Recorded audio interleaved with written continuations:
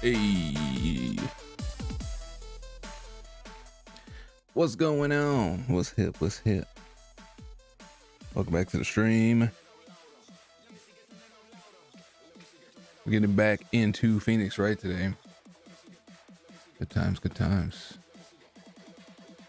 Hello.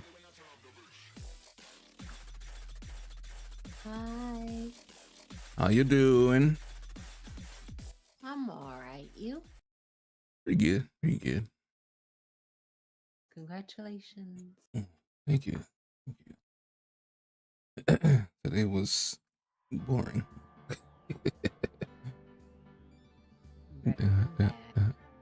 True. True. I was all like setting up stuff and shadowing, basically. So I pretty much did nothing today. But just like watching others to learn. Yeah. But I mean, hey, you can't complain. Getting paid to do nothing is nice. Yeah. What's up, Brandy? How you doing? How's your day, man?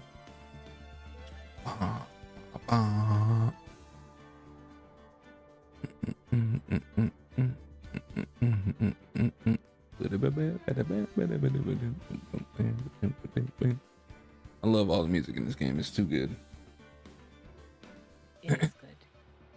Freaking Sega and their music. This ain't even Sega. I think it's Capcom. Yeah, it's Capcom's right there on the screen. Freaking Capcom and their music. Sega's got good music though. True. True. Sonic. Everything on Sonic is a banger. Yeah. Everything.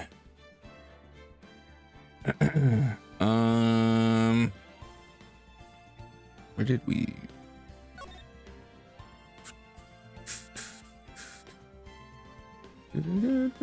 Oh wait, I gotta open this thing here real quick.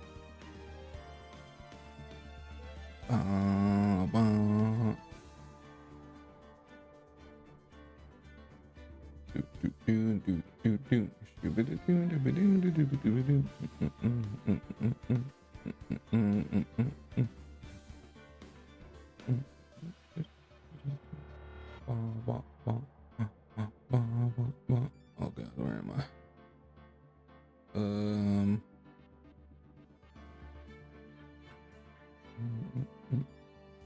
Oh, okay, I remember.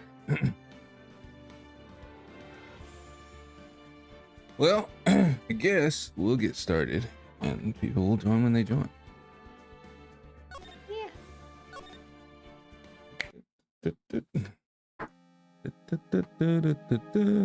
And this is the next day after Mia showed us what Maya saw in the locked room.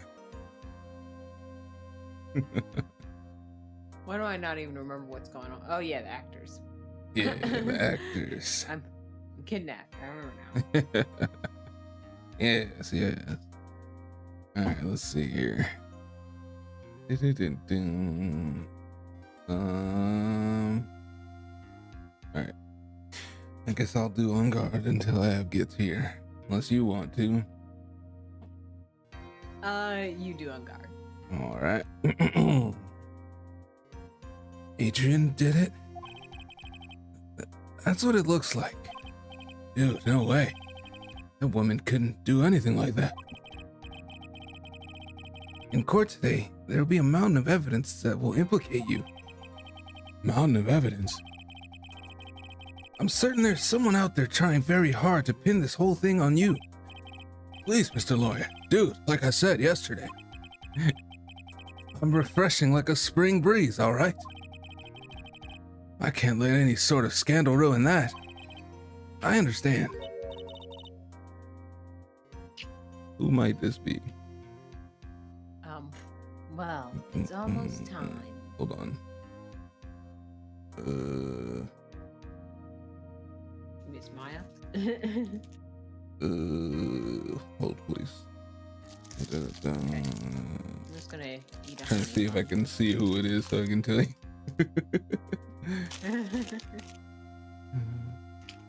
What the hell? This is not at all. This shit like skipped a whole part. Hold up.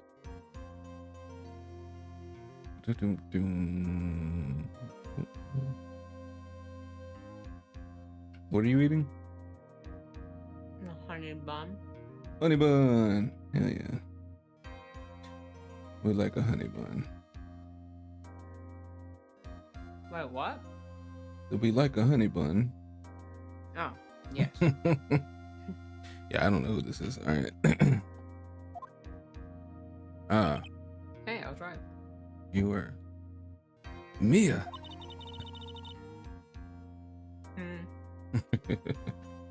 We must get a complete acquittal today. Mia's just holding a honey bun in her hand. Yeah. I know, but I can't focus on Maya's situation right now. Or Pearl's either. No matter what, I have to focus on winning this case by the end of the day. Hold on, I gotta do this. Showing my face. Can't be doing that. Immersion. My immersion. What's up, Steph? How's the new job? So far, so good. I've done nothing so far.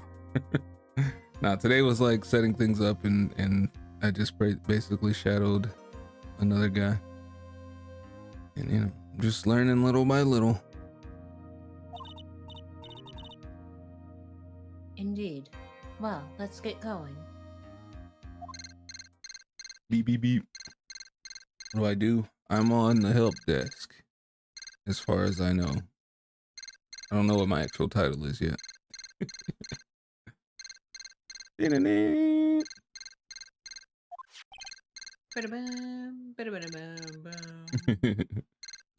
just kept that phone. It's him. You want to do the killer? Oh, yeah. This is right. No, that's Good wrong. morning. This is it, Mr. Attorney. The day of the trial. Maya, she's unharmed, right? Well, time to turn him into a goblin. When I checked on her earlier this morning, she seemed a bit, how shall we say, tired. Don't worry. People don't die that easily. Besides, what you really should be what you should really be concentrating on is winning today's trial. For my sake, as well as yours, you must win today's trial. Which is why I sent you a little present this morning. Present? What in the world would you want to give me? You'll figure it out once the trial starts. And even if you don't like my gift, I expect you to graciously accept it and win the day's contest, if you please. Wait. The kidnapper sent me a present? Mr. Lawyer dude, who was that? No one. It has nothing to do with you, so forget you heard anything. Dude, did your nose just get longer?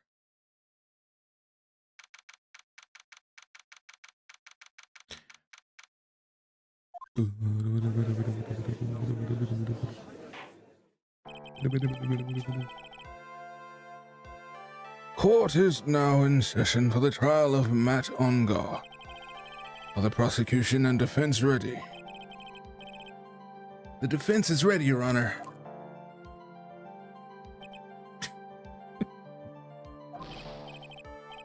I say, Mr. Wright, what happened to Miss Von Karma? I don't know, Your Honor. Why are you getting mad at me? Your Honor! I don't know. Please be quiet, bailiff. Court is in session. If you must tell me something, please keep it brief. Now then, what is it? Prosecutor Von Karma has... This morning, Miss Von Karma was shot by an unknown gunman. Oh. Shot, Jesus. What? She brought a whip to a gunfight. Shot. Damn, they done shot Von Karma. That's crazy. Somehow, I think this is the present that man was talking about. His present? Miss Von Karma is one of the top prosecutors in the country at the moment. If she were to disappear, it would be to your advantage. This is totally insane. But Miss Von Karma, is she alright? I don't have that answer. I'm pretty sure that's Edgeworth. She is alive and in stable condition. That's good. You're... I thought he'd show up. I am here. I'm vengeance. I am Batman. Your Honor.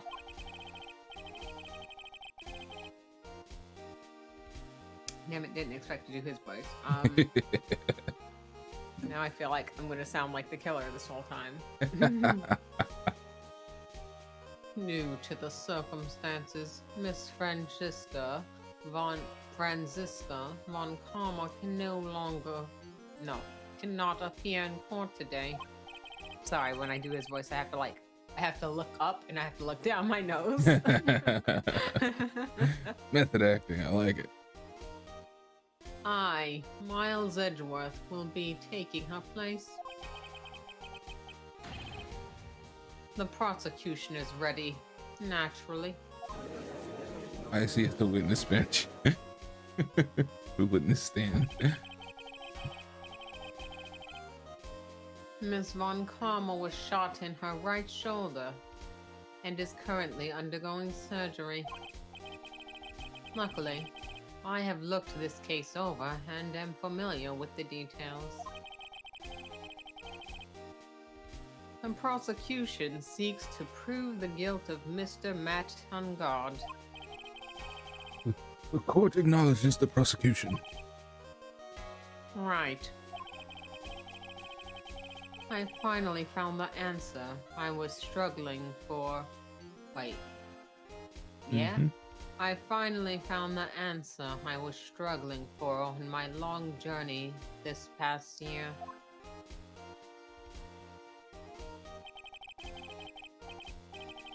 By the time this case comes to an end, you too will know the answer. What the heck? Oh, hold on. Oh. In another Discord I'm in, it has streamer alerts. So like when people go live, it says it, and 4 people went live at the same time. I was like, why do I have so many notifications here?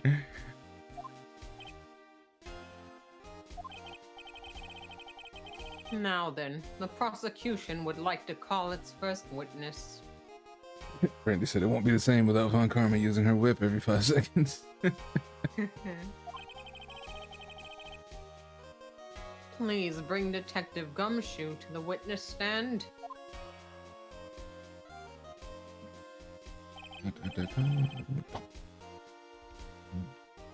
Witness, your name and occupation. Haven't we been over this, pal? My name's Dick Gumshoe, sir.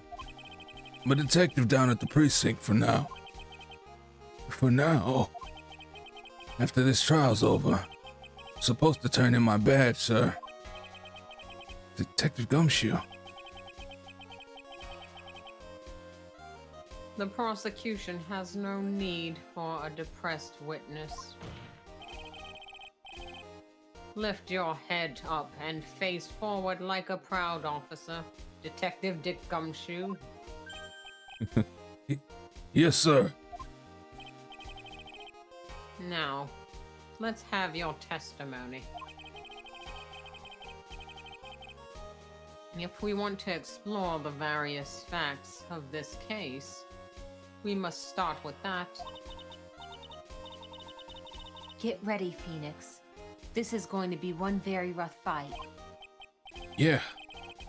It would have to be with Edgeworth as my opponent. The answer he was struggling for. Interesting. Show me this answer you finally found, Edgeworth.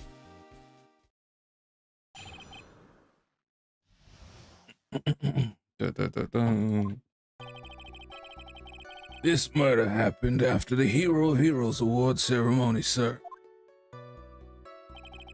The victim, Juan Cortida, was found dead in his hotel room. Looking into the cause of death, we believe he was definitely murdered, sir. At first, we thought there was something suspicious about the empty guitar case. However, we later found out that the guitar case had nothing to do with the murder. How did you find that out? After the award ceremony ended, the victim was alone in his room. Yes, sir. Both the victim and defendant went alone to their room, sir. I see. Mr. Wright, you may begin your cross-examination.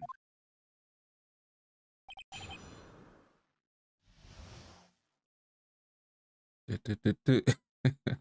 just thought about Q. This is the judge. And I invited his wife to my birthday party, but I didn't send him one because she speaks for both of them, basically. And, and she replied to the thing. She was like, he was upset about Nick not getting invited. And he commented, he was like, man's about to get sat on. I was like, you know she's y'all spokesperson? Wait, when was your birthday again? I know it's February, but... It's Wednesday. Wednesday? 21st. Party's on Friday, though. You can come if you want. You can find a plane ticket. No, I don't have a plane ticket.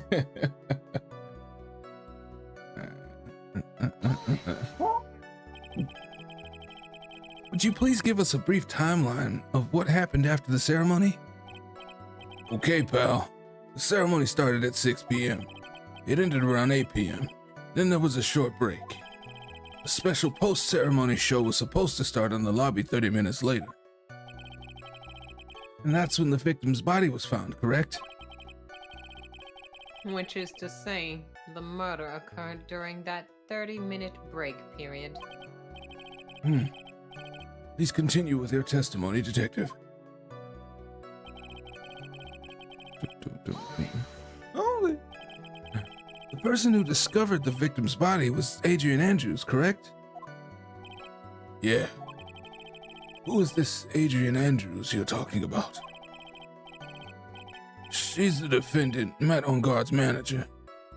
She's a really pretty lady, sir. Ah, so she's a pretty lady.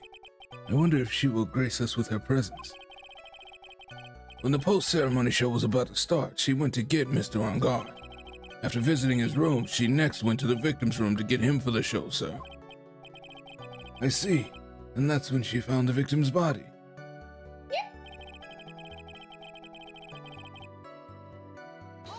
Hold it. The cause of death. Wasn't that because Mr. Cortida was stabbed in the chest?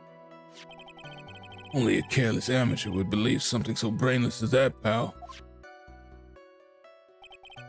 take a good hard look at the crime photo. Now, a real pro's attention would be drawn here to this bandana. Bandana. Banana. His bandana, sir. That's the thing wrapped tightly around his neck, sir. Ah, yes, I see. His banana-scented bandana. Then, what about the knife? It seems to have been stuck in the victim's chest on purpose after his death. We have a crafty murderer on our hands here. Strangle with the scarf, then stabbed with a knife. Dun, dun, dun.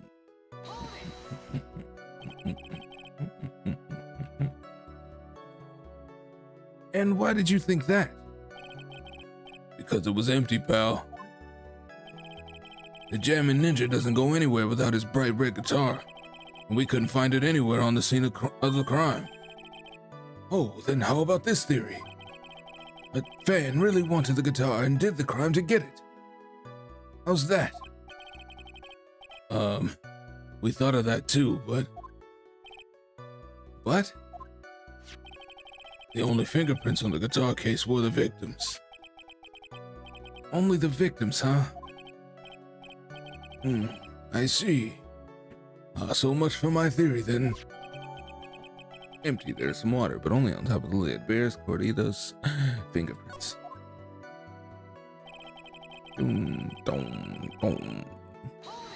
Hold it. What convinced you it had nothing to do with the case? The guitar wasn't at the Gatewater Hotel that night. Well then, where was it? The bright red guitar was eventually found at the TV studio. The victim, Juan Cortida, had apparently only taken the case with him, sir. Yo, what's up, mercenary? How you doing? Hey, Pasa Mufasa. Why is this the first time I've ever heard that? It's good, and I've never heard it before. I've never heard anyone say it, and I'm upset about that. So you mean he forgot to put the guitar inside the case? Yes, sir. Even when he was on stage for the ceremony, he didn't have his guitar. Say it all the time. I'm not slacking. The people around me are slacking because I've never heard it. So that guitar case was empty even before he got to the hotel. Yeah, that's right. So it really had nothing to do with the case after all. I believe that is enough.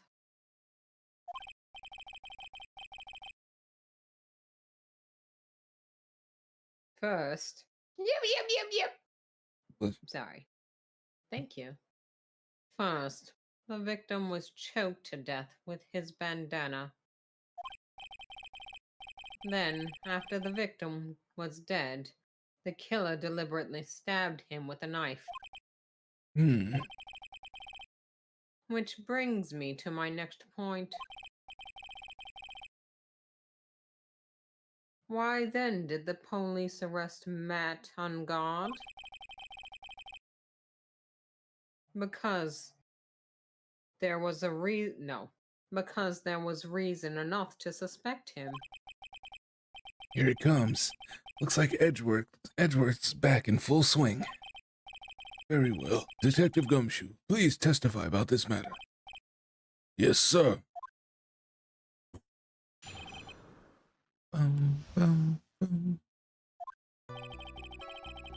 Matt Ongard and Juan Cortida were huge rivals with each other. They each thought the other guy was in his way. That's motive enough in my book. As for evidence, there's the Jammin' Ninja's button. It was ripped off the ninja costume and was found in Mr. Ongard's hakama. The defendant's fingerprints were also all over the knife. The defendant bought the knife for the crime, which makes this a premeditated murder.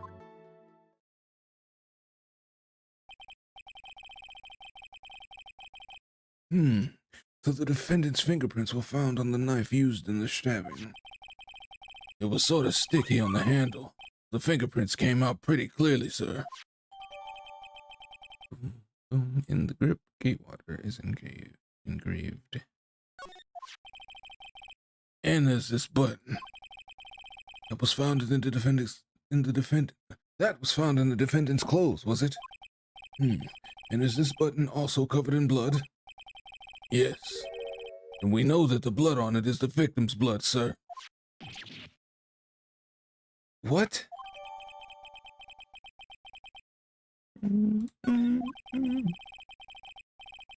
All of this points very clearly to the defendant, doesn't it? Yes, it most certainly does, Your Honor. Here, Right, he did Chocobo, cute. he did. Yeah. That's my ringtone. Or not ringtone, but it's like my alert tone. It's my alerts. Yes, it most certainly does, Your Honor. Ready to give in yet, right?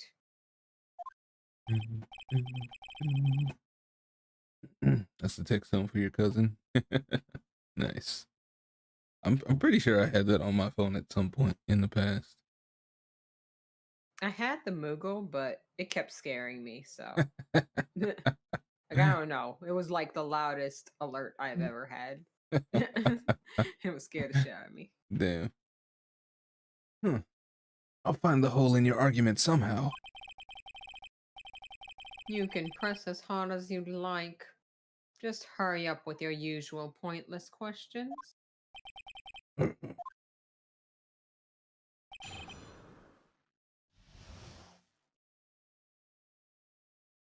Doom, doom, doom. Hold it. But in terms of popularity, Mr. On Guard won, did he not?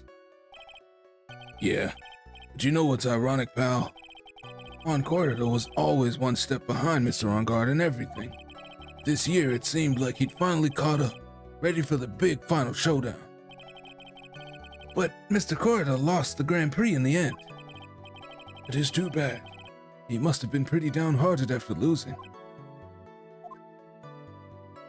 Imagine being sad about losing and then somebody kills you. Things can always be worse. Got lots of Zelda, Metal Gear, Final Fantasy sounds and ringtones. Gerudo Valley is one of my ringtones from time to time. Nice, nice. I've had Metal Gear stuff and some Final Fantasy stuff. My text tone used to be the gunshot from Metal Gear, but that one used to scare me because it was so sudden. It was so sudden. And then other than that, I've had Trigun. That's probably one of my favorites. Different guitar riffs from Trigun.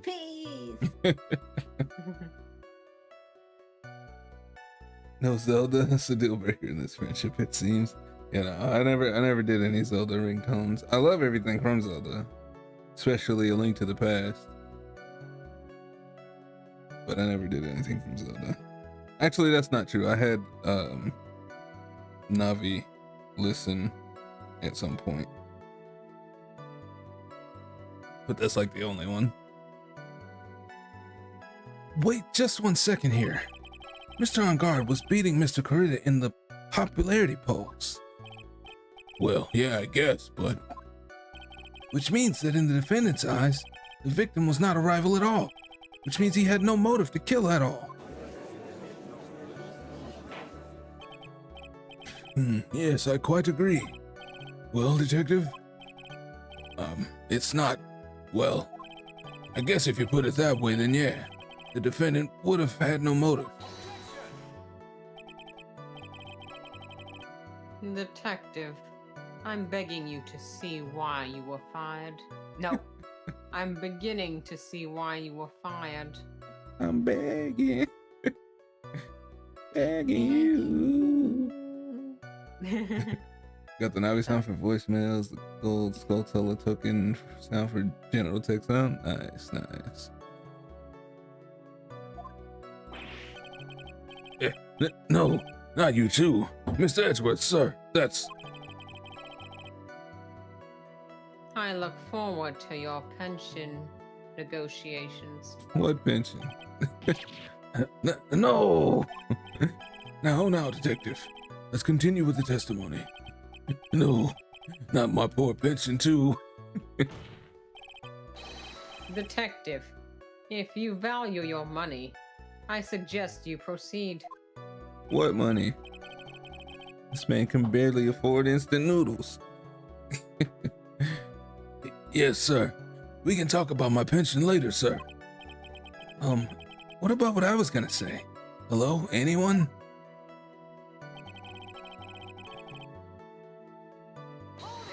Hold it. Do you have any proof that button belonged to the victim?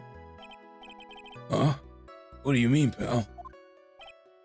Oh, let me put it this way. I'm asking you if you have any evidence to back up your claim that this button was ripped off of the Geminense's costume.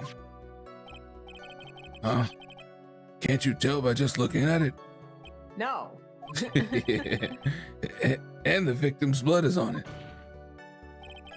Anyone could have smeared that blood on there afterward. Mr. Edgeworth, help me, sir. All right, I knew it had to be this piece of evidence. Now to reel this one in.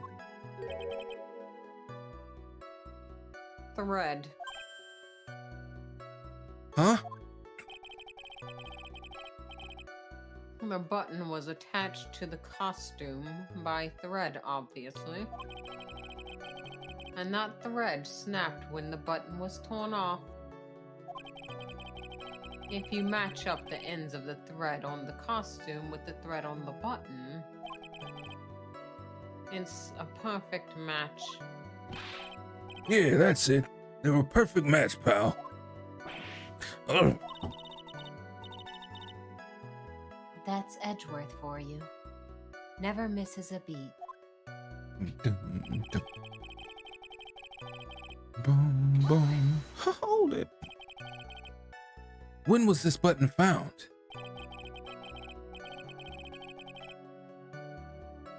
Pretty soon after the body was found. We rounded up everyone who knew Mr. Corrida. And then we did a search on them all. That's when we found the button. What's up, Mooter? How you doing?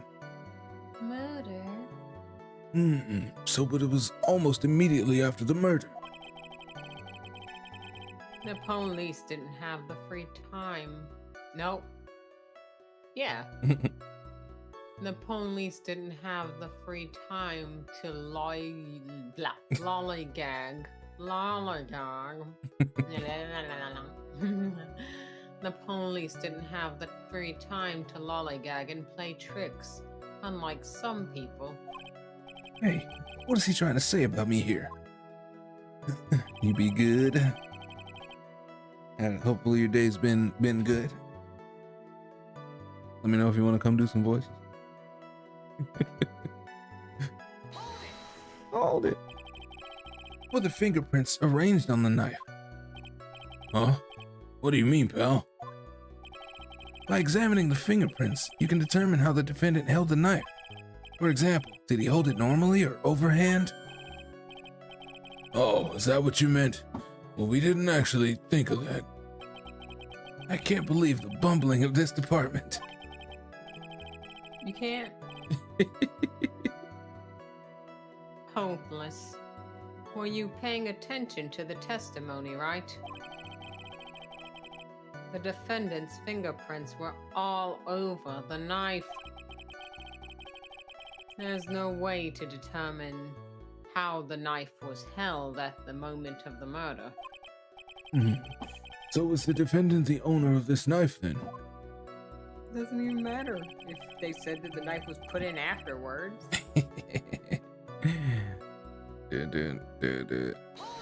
Hold it.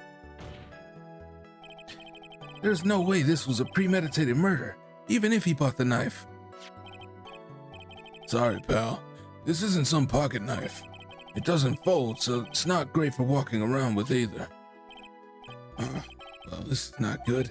If the prosecution can prove it was a premeditated murder, we're done for. Phoenix. Mm. Okay. I was looking over. Yes. There's something very interesting about what the detective said just now. I know. Think carefully before it's too late. Or you could fucking tell us because your sister is being held hostage by the killer. A button covered the victim's glove and a knife with on-guard's fingerprints. I already know what it is. Be careful. If the judge were more rash, he would have already pounded his gavel in closing. We're still in a world of trouble. Well, before any battle, you must find your enemy's weakness. So let's find the weakness in this testimony, no matter how small it may be. Okay, Phoenix?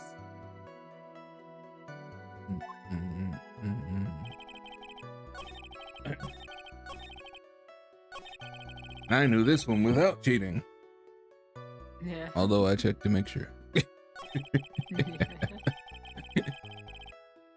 I just didn't present it yet because I wanted to see what they would say. Don't. Objection! Wait a second. One. What? What? So the basis of your argument that this was a premeditated murder is simply that my client bought a knife beforehand. That's right, pal. Defendant did not buy this knife. Huh? Take a good look at the handle of this knife, and you'll see what I'm talking about. Huh? It has a Gatewater seal set into the handle. Gatewater? I think I've heard that name somewhere before. It's the name of the hotel, the Gatewater Hotel. Uh-oh. The murder knife was actually property of the hotel, which means this murder was not premeditated. Yes, that is very true. That is a very big... That's what she said.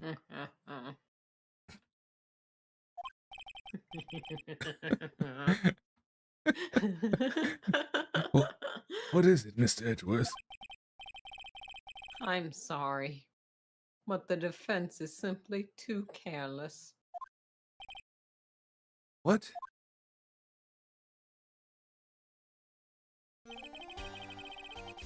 I think whether the crime was premeditated or not has already been determined. How so? I admit, this knife is hotel property. There is no one currently on the police force that is dumb enough to not realize this. But I didn't know. Oh. The question is, where did this knife come from? Why would we know that? Well, that's obvious. It came from the victim, Mr. Corda's room. Sorry, Your Honor, but that is incorrect. The victim ate a last meal before he was murdered. With that being the case, I would like to draw the court's attention to what is on top of the table. There's a knife and a fork on the table. Then, where in the world did this knife come from? Maybe Saying he ask for couldn't an have- extra. Yeah, is he saying he couldn't have two knives? If it pleases the court, I would like for us to recall the room of the defendant, Mr. Matt Ungard.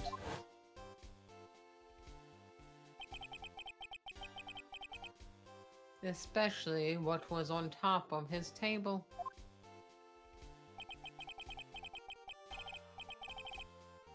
There is something missing. Perhaps it is a single knife?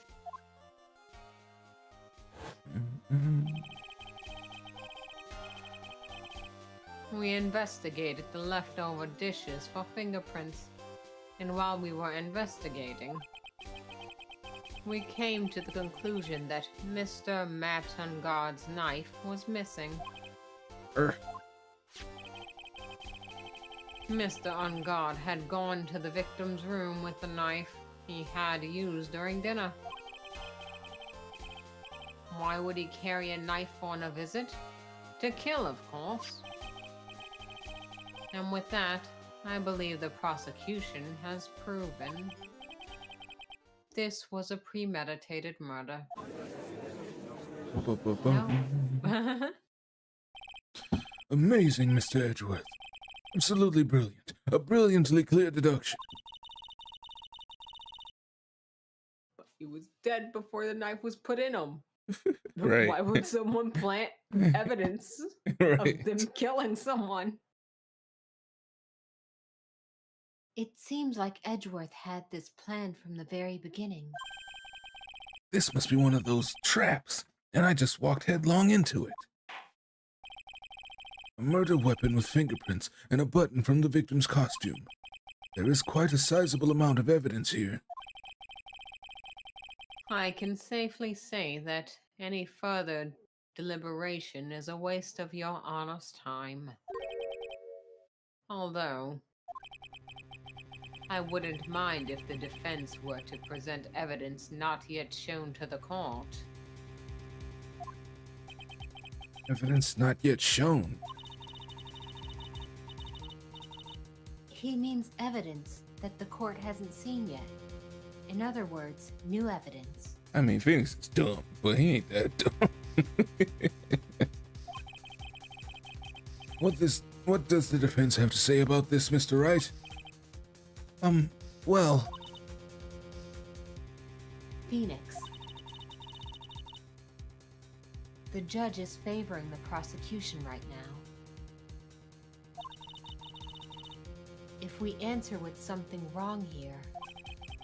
That gavel of his will be ringing out to the sound of our defeat. Mr. Wright, do you have something important and necessary to present to this court?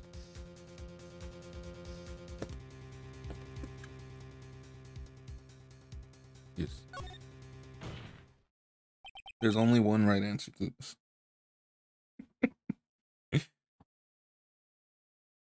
There's one piece of evidence that catches my attention. Something this court has yet to see. Mr. Wright, I will say this one more time. I do not feel this trial needs to continue at all. However, I am giving you one chance, and only one. Mr. is such an asshole.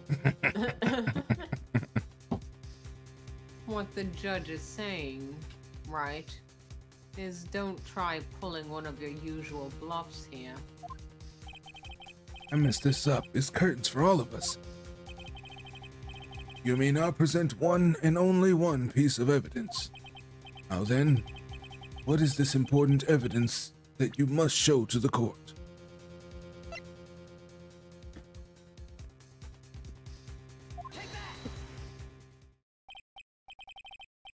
This is a wine glass, is it not? Please look at the photo of the crime scene one more time. The scene is a mess because of the victim's struggle against his assailant. The vase was broken, his makeup is all over the floor. These were all things that were at one point sitting on top of this dresser. Well, yes, I see your point. However, this glass that is sitting on top of the dresser is mysteriously untouched. The only thing that had not fallen over, along with everything else, is this wine glass. This piece of evidence is more than strange enough to warrant further consideration.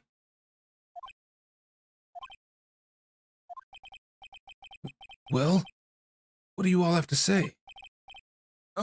Well, yes, it is a little peculiar. Yes, isn't it? I thought it was. You can stop looking at me with those puppy dog eyes of yours now. Mr. Edgeworth? What is it, Your Honor? Your opinion. You don't need my opinion. Because there is no special meaning to that glass. What?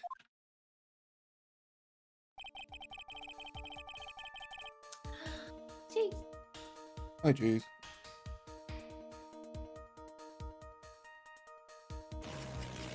Oh, there it is. Not that takes so long. Right. Forever. Also, like, we're in the middle of a winter storm still, so Oh. it took me like 5 years to connect. It was just like RTC connecting. And we saw your name, and then like 5 seconds later, the time stopping happened. Yeah. Oh. It's safe to say that the glass was set there after the crime took place. So, before you got here, before the trial, we got a call from the killer, and he said he left us a present. Was it Maya? No. Oh, He, well, he left us a present, and then the trial started, and then the judge was like, "Is everyone ready?" And Phoenix was like, "I'm ready," and then went to the prosecutor bench, and Von Karma wasn't there. oh, so Edgeworth is the And- present. No. And Oh. the bailiff was like, "Your Honor, Von Karma's been shot." What? So wait, is it our fault she got shot? I mean, it's not our fault. But Edgeworth said she was shot in the shoulder and is currently going through surgery. So he's taking What? her place right now. What is happening? Okay, I guess. Okay. It sounds like it's our fault. It's not our fault, but it Not our probably fault. is because of us, yes. Why is this a present though?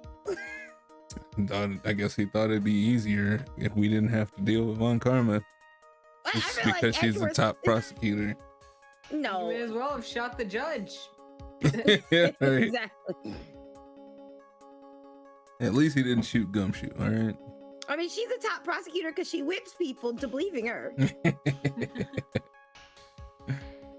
By the person who discovered the body. Adrian Andrews, for example. She could have easily been so shocked that she set the glass down without thinking. Oh, I feel like he dropped the glass when Right. he shot from dead body. right. Like, this isn't Let me like sit hot this damn, gently it's- on the it's- desk yeah. here. I don't know because I've been shocked before. Well, Not dead body. shot. Yeah. Not Like, dead body shocked, but like I feel like I've been reasonably shocked enough to not want to drop a glass because I know that makes it worse.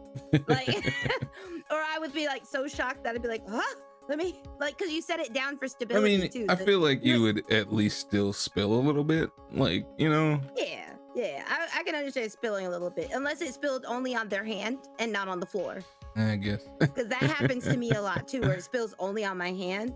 But like whenever I'm shocked, sometimes I like grab something for stability, and if you're holding something, it's easier to put it down and hold on to something. Oh yeah.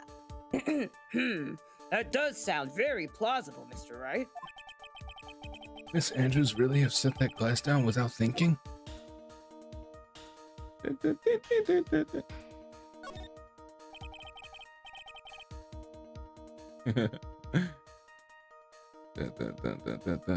If I appear weak here, the trial is over. I can look for my proof later.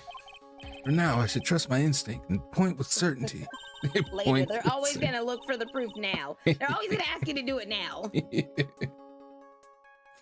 If they just might fall for it if you're thought-provoking enough. Please go back to being a little girl. The defense would like to challenge the prosecution's theory. We would like to see if something that proves it was Miss Andrews who set the cup on the table.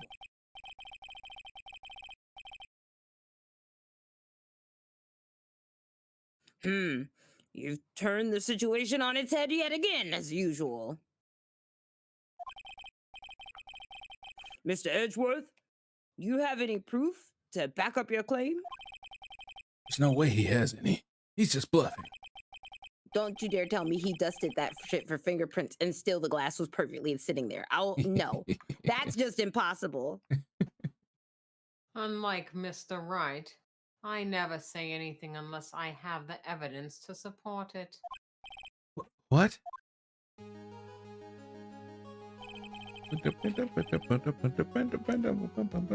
You're not thinking hard enough today, right? Did you think this wine glass escaped my notice? You weren't even here. Then... Of course, it has been thoroughly inspected for fingerprints. Okay. Fingerprints?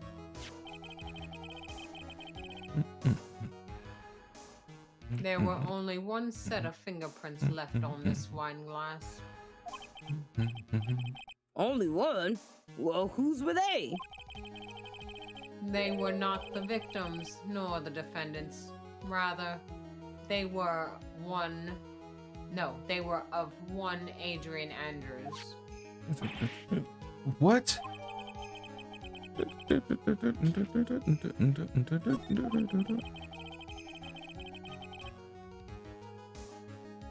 Sorry. Something fishy is afoot. Huh? Give me a minute. I'll read my line.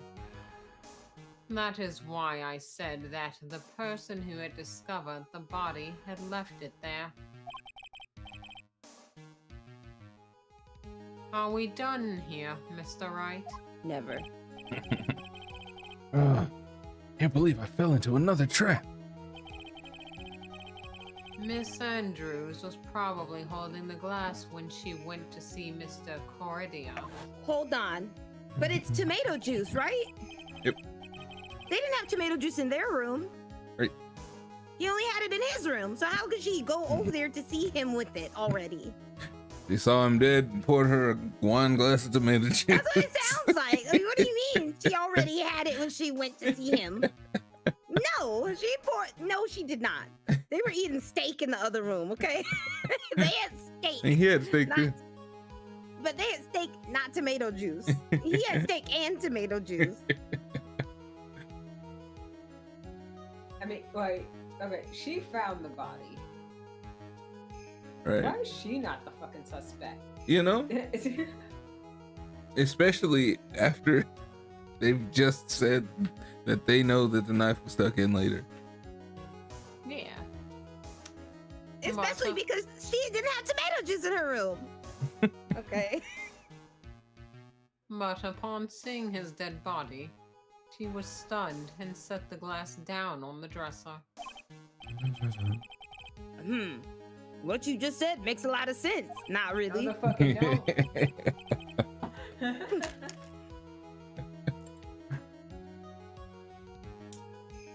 Where is my water?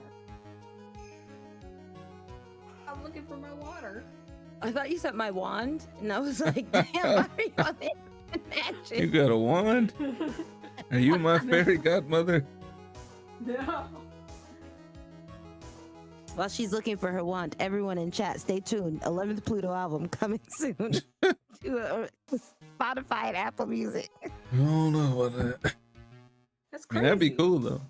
Excuse me, he said fellas. We're getting the band back together, Carlton. No, that just means it's a possibility. We're getting the band back together. I would love to get the band back together, okay? His ass gotta come home first.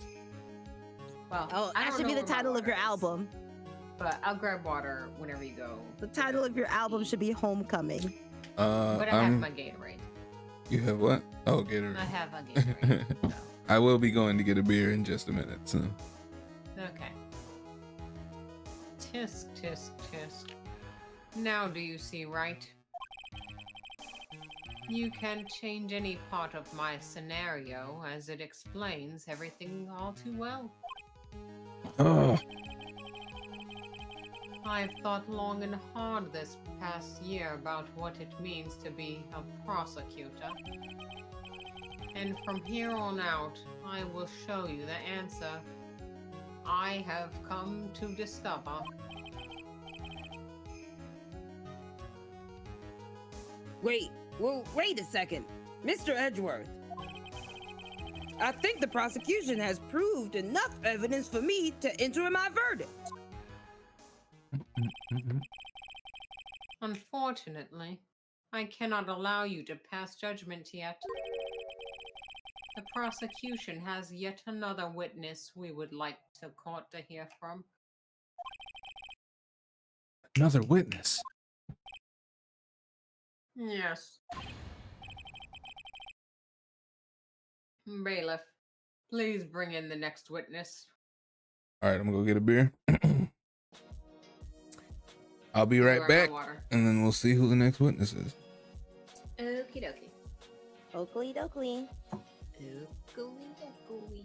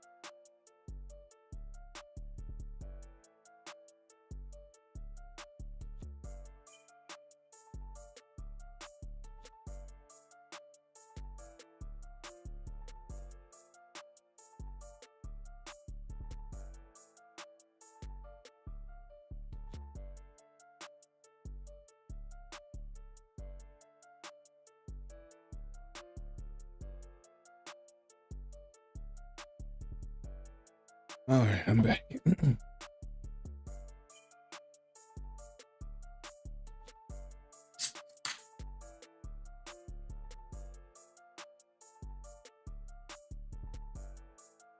Welcome back. Thank you. Dun, dun, dun. What do you think the next witness is?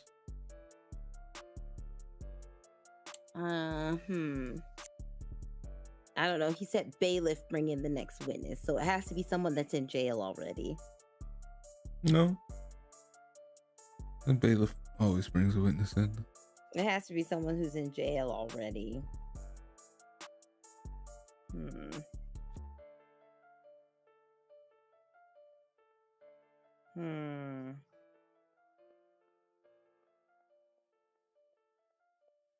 It's gonna be Av. F. Av is gonna be What's the he next doing in witness. this game? I don't know, but he's gonna be the next witness. Okay, I'm back. Welcome back. Thank you. Okay. Oh, I already read.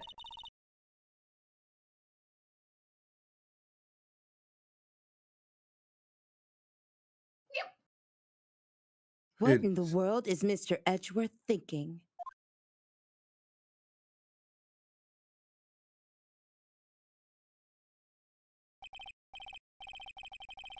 Oh, God. Now then, witness, please state your name and occupation. Oh, God. Witness, your name and occupation. Oh, this cup doesn't make nearly as good of a sound. Gotcha. Wonder what happened to that calm composure he had earlier. Hold on. Hello. Hello. Oh, edgy boy. It's been, what, a year since we last met, hasn't it? You should be more patient. You should be more happy to see me.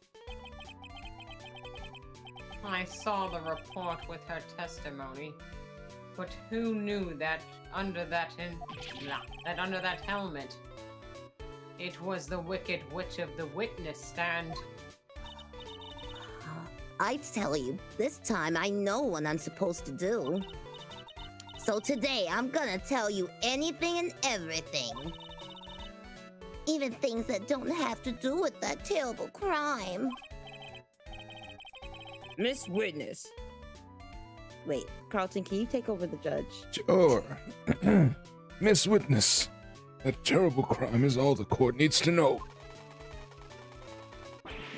Ooh. Shush! I'm talking to my dear Edgy Wedgie right now. Don't interrupt us. Don't interrupt us, Gramps. Yes, madam. Bitch? No. Please, by all means, interrupt her. Please. Anyway, witness, your testimony, please. It's true. It's true what they say, that youth are hot-headed nowadays. Not that I mind it all edgy. Now then, what should I start with? The witness was on security detail at the hotel the night of the murder. Is this correct, Miss Solbag? It was a great job being able to see my dearie Juan. It was almost too much for my little heart to handle. You mean you were a fan of the victim? Look, everyone's crazy over that on guard, saying he's cute in a fresh way or something. But not me. I wouldn't say anything so silly. After all, I have no interest in a child like him. I'm only interested in a real man, Juan Corrida. But those two were the same age. Anyway, as I was saying, I was pacing in front of his room last night. Very well. Please tell the court what you witnessed the night of the murder. Leave it to me, Edgy Pooh.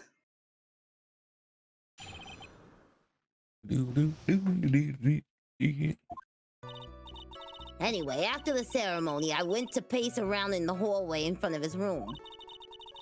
There was something I was interested in finding out, you know. Well, since I was on the job, I made sure to keep a good eye out the whole time. That's when someone showed up. It was a man coming out of poor Juan's room. It was on guard. Matt on guard. He was trying to sneak his way out of Juan's room. Don't tell me they were an item. That would be such a change of events if they were an item. And they were using what's-her-face as a beard. That would be a twist, indeed. So Mr. Ungard came out from the victim's room. See? It has to be him. He's the murderer. Moida. Yeah, that's how I want to say it. Moida. Moida. You the murderer.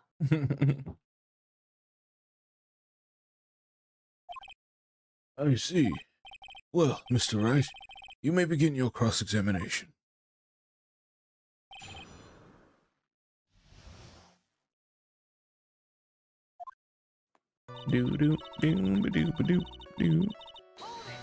Hold it. Miss Oldbag, what was your post on that night?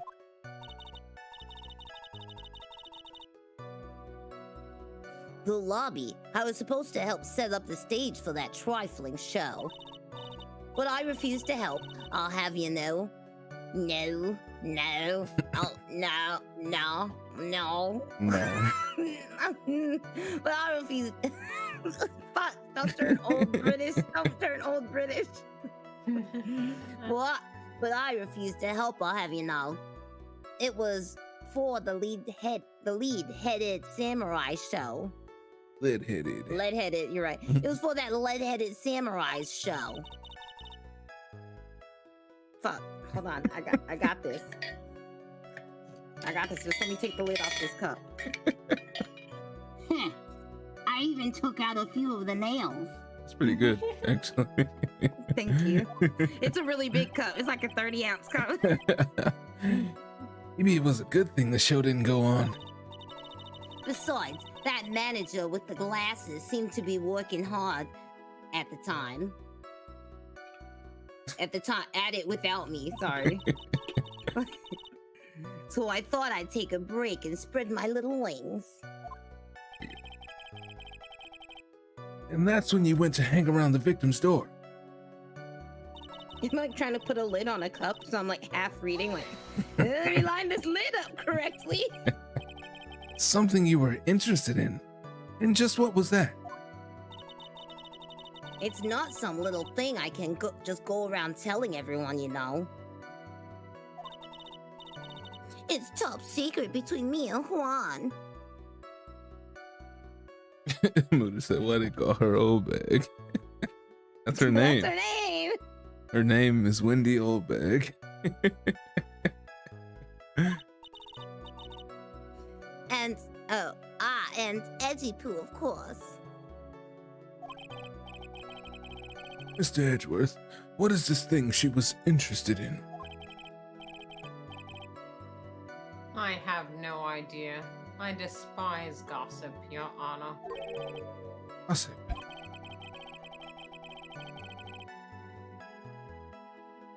But should it prove relevant, we can always have it appended to her testimony later. It looks like we shouldn't force it right now. And did the witness stay in the vicinity of the victim's door the entire time? The entire time? Boom, boom, boom, boom, boom, boom, boom. Oh? Then would you tell us the number of people who went in and out of Mr. Corrida's room? I have no idea.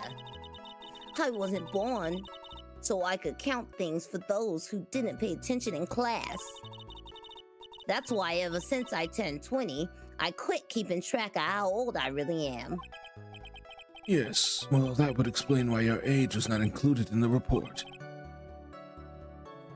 In any case, the witness then saw someone, correct? Or the witness then saw someone, correct? Are you just gonna gloss over the fact that The she said witness she then saw don't know? someone, correct? Saw someone? Saw someone? Who in the world was that? I'm not allowed to say. This sort of information has to be carefully guarded from the masses, Sonny. The man that came out of...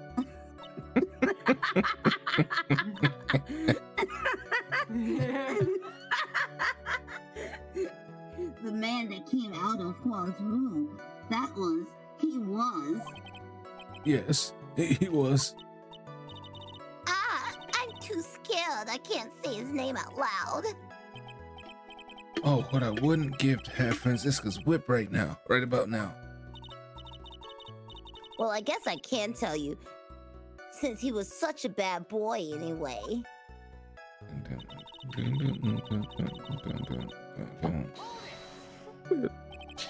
You saw my client? Are you sure about that?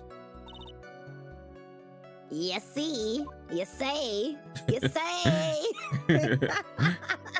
Really? Annoying brat. When I say I saw someone, I saw that person. Why do I get a sense of deja vu? Maybe to avoid a repeat of last year, I should delve into this a bit further. Ow. Please tell the court about the man's clothes in more detail. What a troublesome young man you are. Really, as if something like that matters. But it does. Now what was it? Yes, it was that thing. What thing? I said that thing. That gaudy thing he's always wearing, that racing jacket. Ah, he was wearing that at the detention center too. They let him wear that in jail? That's crazy. What do you mean? He's not in jail. He's just in holding, basically. They still usually don't let you wear your own clothes. That's weird. That thing's meant for nothing but seducing women out of their pantaloons. Men. Right. So, Mr. Wright, was this testimony just now important or relevant in any way? It was very important. Of course it was important, Your Honor. Severus, don't sit there. Severus, don't sit there. Then perhaps you would like to point out what part of that testimony was important. Don't you see it, Edgeworth? Your Honor, I request what the witness said about the jacket be appended to her testimony. I don't quite see where you're going with this, but all right. Witness, please. She chases the cat around.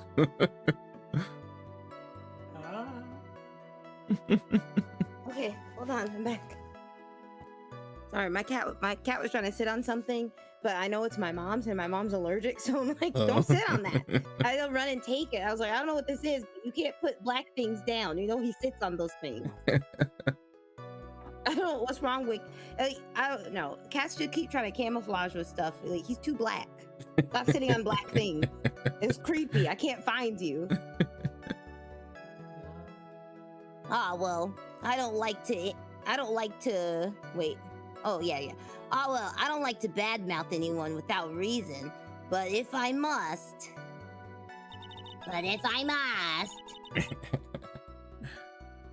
Dun, dun, dun, dun, dun, dun, dun, dun, dun, dun.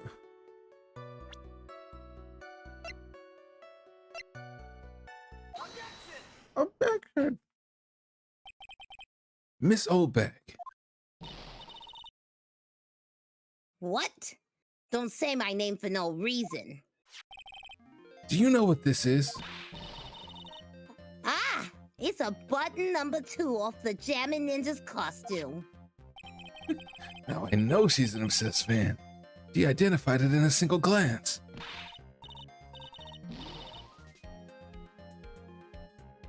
Give it here! Give it here! If you don't give it here, give it to me, I'll punish you with this. Hold on, I got it. Hold on.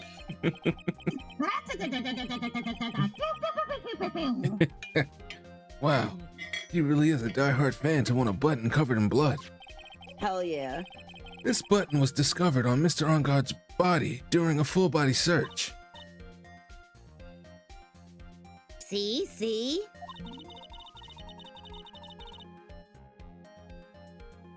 This button proves beyond a shadow of a doubt it was that rascal on guard. It was caught up in the pleats of his nickel samurai hakama pants. See? And on guard is the nickel samurai. Witness. Now, it may just be me, and I do have an active imagination. But just now, didn't you say that the defendant, Matt Onguard, was wearing his usual racing jacket?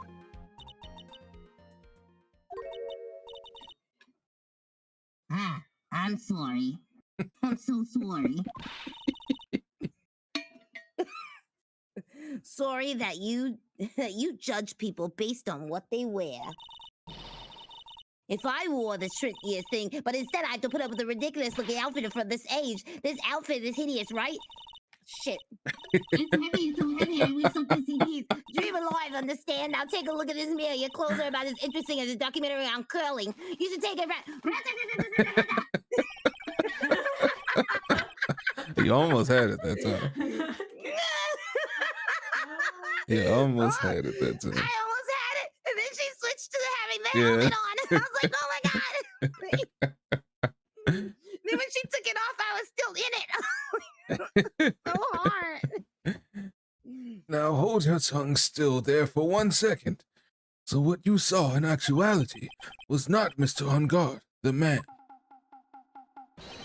but Mr. On Guard, the Nickel Samurai. But when you think about it, Okay, wait. So she saw. Wait, she said she saw him wearing a racing jacket, right? Yeah, Coming out of the room. right. But the blood button was in the Nickel Samurai costume, which she didn't see. Right. Oh, okay. And he was wearing the costume. So the person she saw come out of the room was the one wearing the costume or the one wearing the racing jacket? The jacket.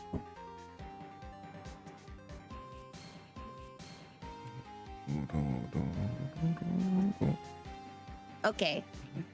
they're really one and the same anyway.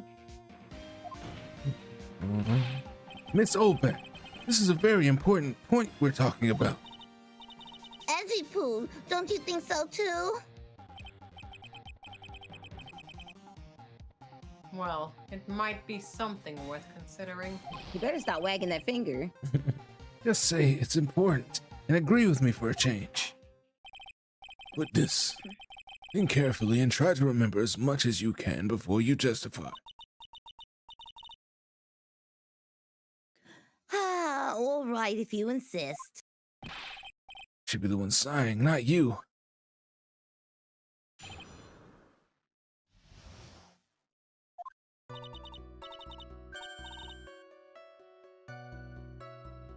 On guard, on guard. Yes, I remember now. Yes, now I remember. The Nickel Samurai. That's right. It was the Nickel Samurai that I saw. Yes, it would have been convenient for him to wear his costume during the murder. Severus got stopped. He had to go to that post-ceremony stage show right after the crime, you know. So he must have worn that Nickel Samurai costume when he was stabbing poor Juan. Bing, bong, bong. Bong, bong, bong. I knew it. I knew you'd say he was inside that costume. What? Did you think there could have been someone else inside the costume? This happened before. The last time with her, it was a costume, wasn't it? She Yep. saw someone in a costume and assumed it was the person that usually wears it. Yep. Didn't she learn her lesson? No. Nope. Don't be a bad little boy, thinking such rude things. But the possibility does exist.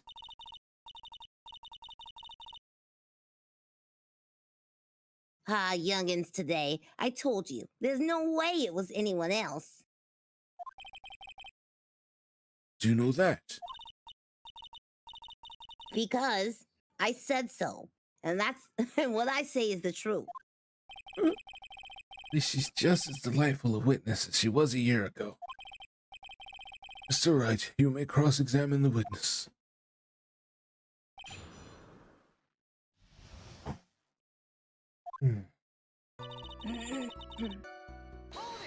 Hold it.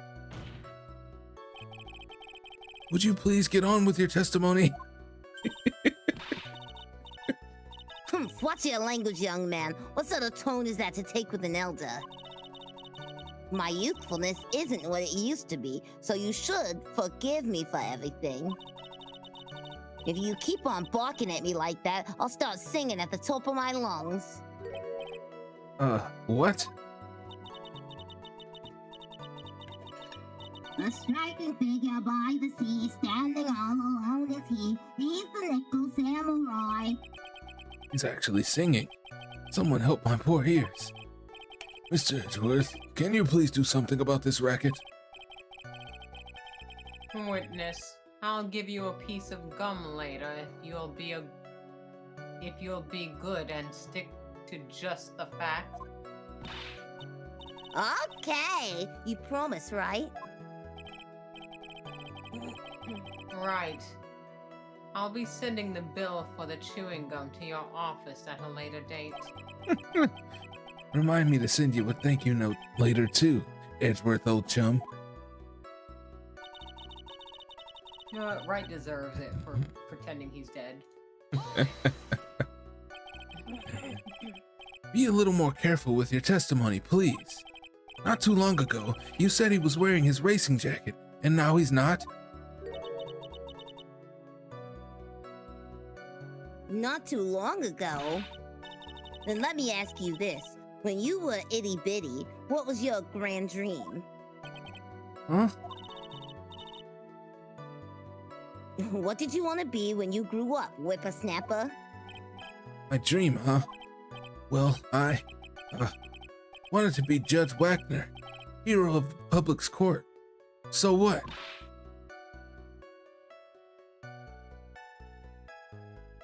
See? And look where you are now. You're not you're not Judge Wagner, are you? Are you? Oh fuck, she said that with the helmet on. Hold on. And look where you are now. You're not Judge Wagner, are you? Are you? Well, What I said earlier. Who puts any weight into things like that? And now is everything. I can't be held responsible for the past. since when did court become theatrics over testimonies?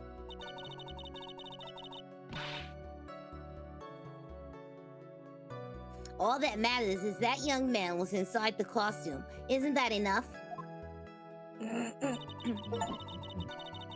Achievement, Judge Wagner. And why would that be?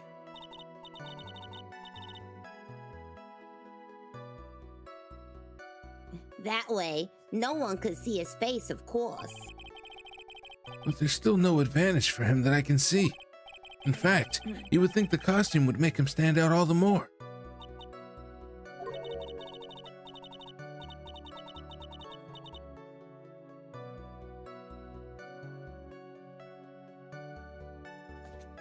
Oh, let me get my cup. Hold on. You are such an annoying child, you know that. You disagree with everything I say. Isn't that what you're always doing to me? I got it. Maybe it was more troublesome for him to change in and out of his costume.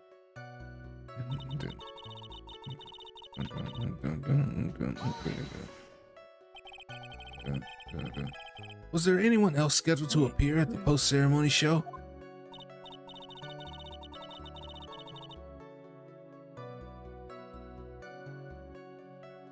Well, all the contestants were supposed to go on stage in a friendly gesture thing. That included the Jammin' Ninja? Of course it included him.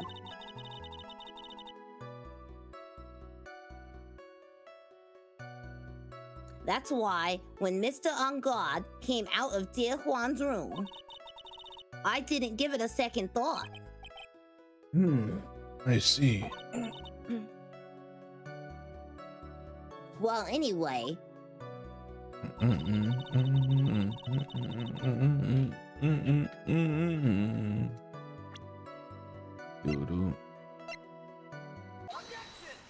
Objection! Please take a look at this. yeah, so it's a knife, big deal.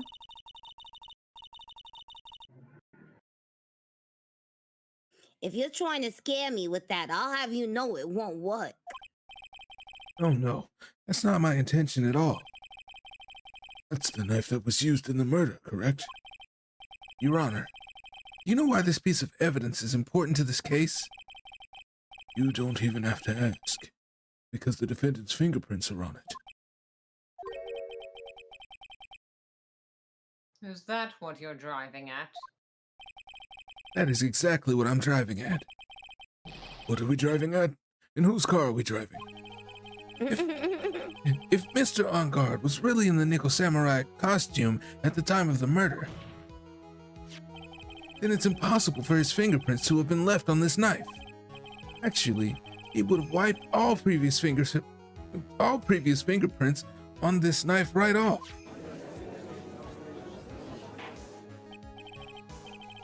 Oh, that's right. The Nickel Samurai wears gloves, doesn't he? He probably took his gloves off before he began stabbing. Why would he do Or the that? stabbing. And why would he do something like that? To leave his prints on the murder weapon? There is no way he would do something like that. However, there's one possibility. Then let's hear your possibility. It's very simple.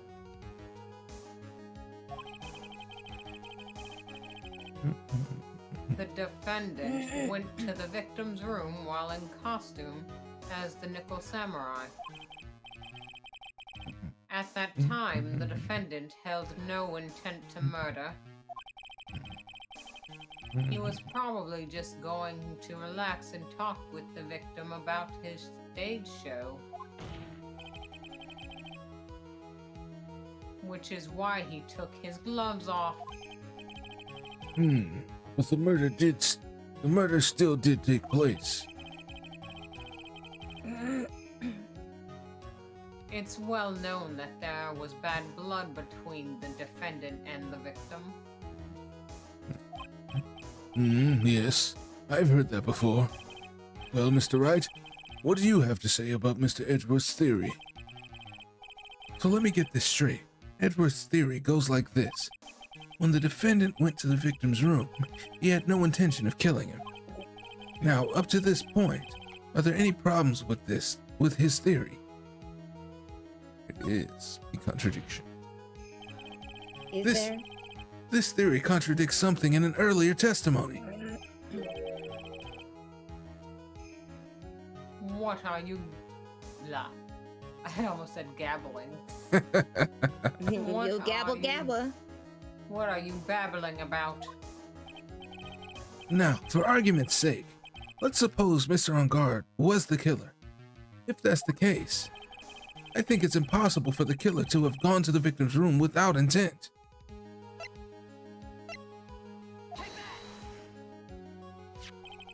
This knife. This was used by Mr. On Guard at dinner. Yes, we did establish that. Which means that if my client was in fact the killer, then he brought this knife with him when he went to visit Mr. Corridor. Hold on, step away for a second. I suppose. However, you just said it yourself. At that time, the defendant held no intent to murder. If that were true, then why would he bring a knife? He wouldn't, would he?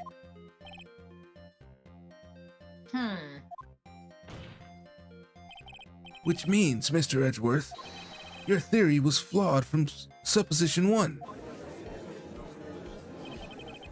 And one more thing.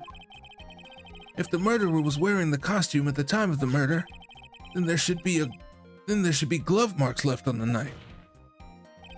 Which means the defendant's fingerprints shouldn't be all over it like bees on a hive. I'm back. Welcome back. Welcome back. Thank you. And that brings me to my final point. This knife was planted by the real killer to hide their identity and mislead us.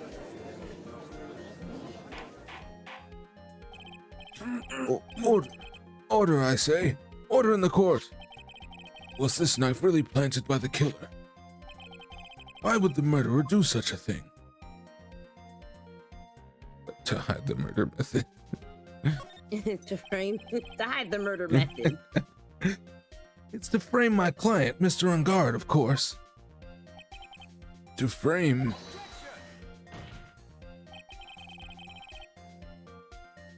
Aren't you forcing the interpretation just a little too hard on this one? But we just established that the witness saw the Nickel Samurai in costume. And if that were true, then there shouldn't be a single fingerprint on this knife. Grr. Witness!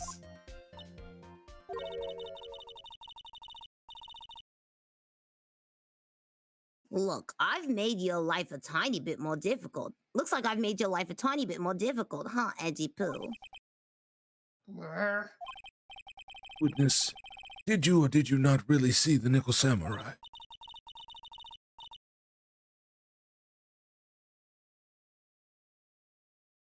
Well, I guess that at first I thought I might have forgotten, but Are you saying you mixed up Mr. On Guard with the Nickel Samurai, his character on TV? I mean, I can't really do anything about that now.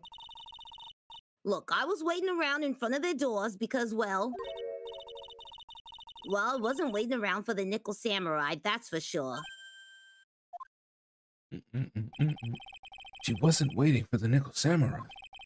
All right then, who were you waiting around for then?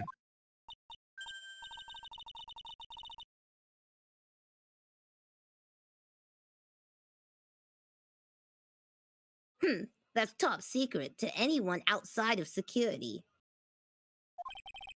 I have a feeling that you were waiting for Mr. Juan Corda. Am I correct, witness? Ha ha ha! What do you think? Wait, yeah, okay. The way you think, you are a sad amateur with a terrible case of nearsightedness. Amateur? Me? What am I an amateur of? Everything.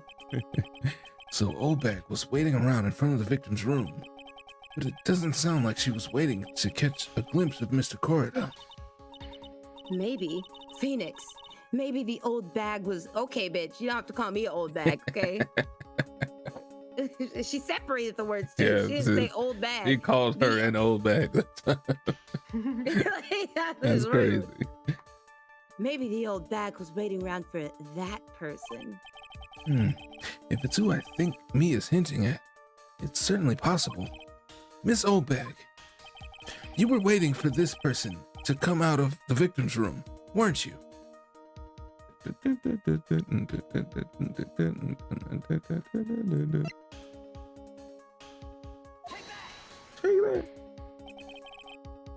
Who is this person?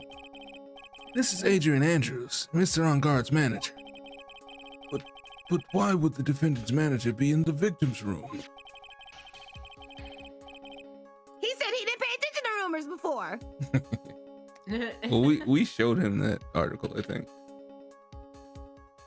But he also said he already knew about it. But it's like in the tabloid. It seems that this is the latest rumor in circulation, Your Honor. Oh, this is... Huh. I see. The judge seems to be really into the article, if it can be called such a thing. And this manager with the initials AA, are you saying it's...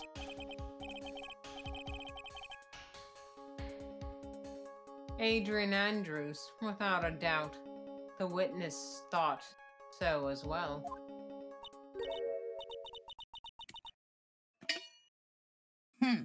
Looks like you found me out. Well, that's fine. I can throw away this whole sworn to confidentiality stuff then. Witness? What in the world are you... Watch out, Phoenix. I got a bad feeling about this. A very bad feeling. I got some information. Some very secret information from a certain source. So that's why I was doing my little investigation in secret, of course. But what for? Just for myself. Personal reasons and all that. Well, Mr. Edgeworth, how will you proceed from here? I really don't want to do this. However, I cannot simply let this point slide. I see. Very well then. Witness, please testify about this secret information.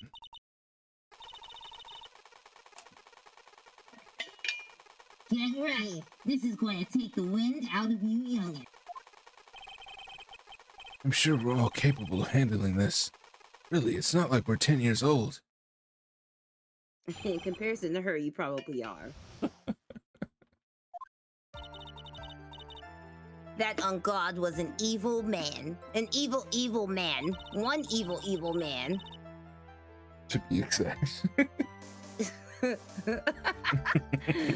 He thought he could ruin Juan by causing a huge scandal. So to do that, he sent his own manager in to get close with Juan. I cannot condone such dirty tricks, so I took action. Oh, and it's top secret. You got that. Nobody else but you and me know it yet, okay? Okay.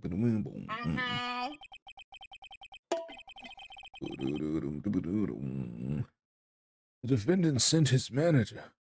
What a distasteful topic for this court. What? Nobody's above gossip.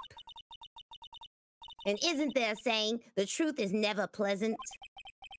Never heard that one before. Mr. Edgeworth, what about this Adrian Andrews person? We have looked into this matter and found that the truth the article proposes is, in fact, baseless gossip. But should she this went be in there. true, then this proves that the defendant did bear ill will toward the victim. Hold on. It can't be baseless gossip because she's the one who found the body. She just willy-nilly went in there with a glass of tomato juice and left it in there. Willy-nilly. She just went in there. That has to be somewhat true. That means she had access to his room. Well, this means I have to smash this rumor once and for all. Now then, Mr. Wright, you may cross-examine the witness.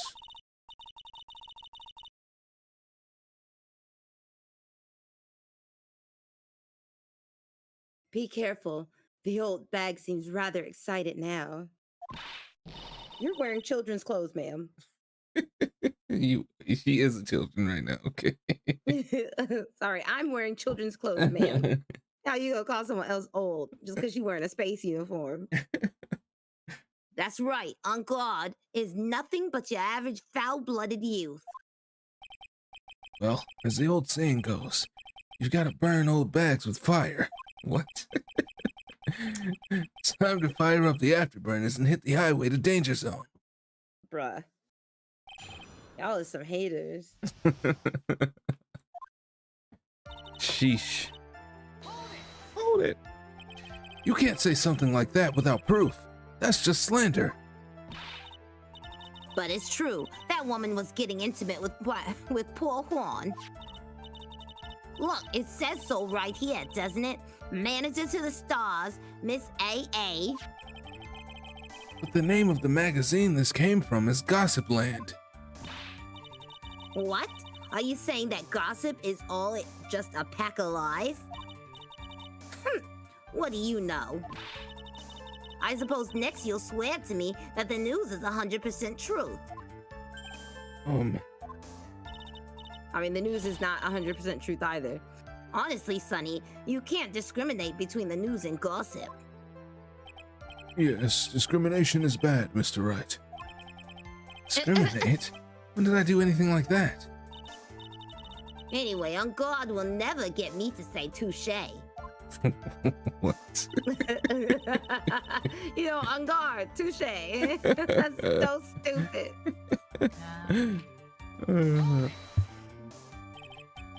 A scandal? What do you mean by that?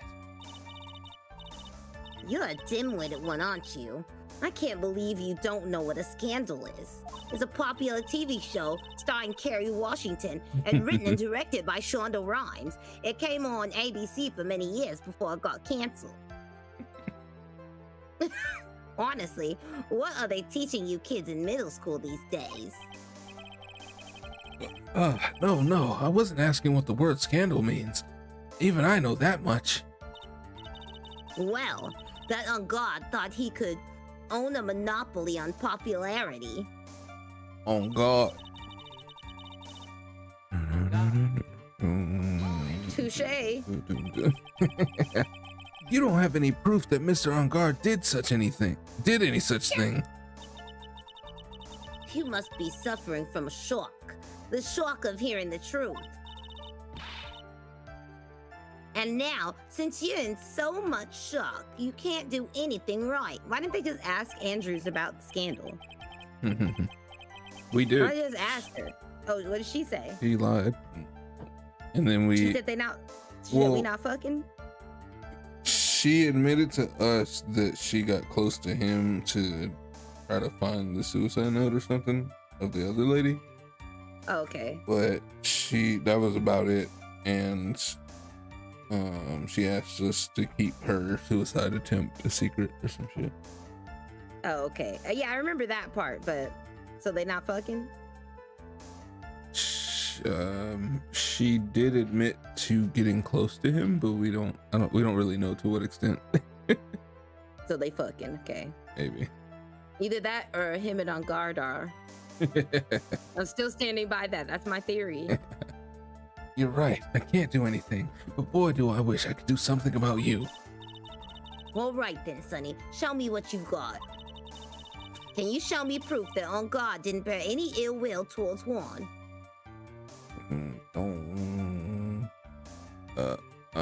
Wait, which one was? Oh.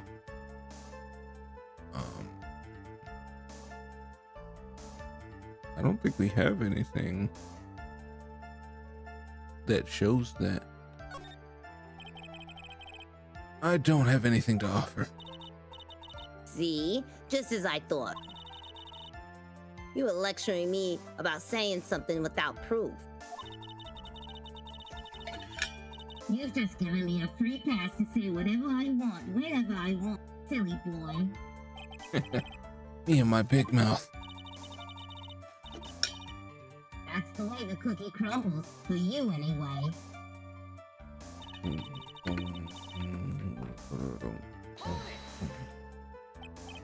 Oh, what do you mean by I took action?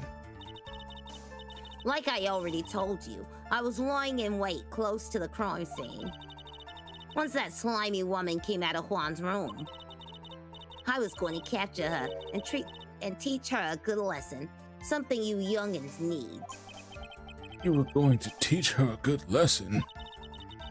I was going to make her eat the damaging beams of my ray gun. Like this. No, stop. Well, it was too bad that woman didn't come through the door that night.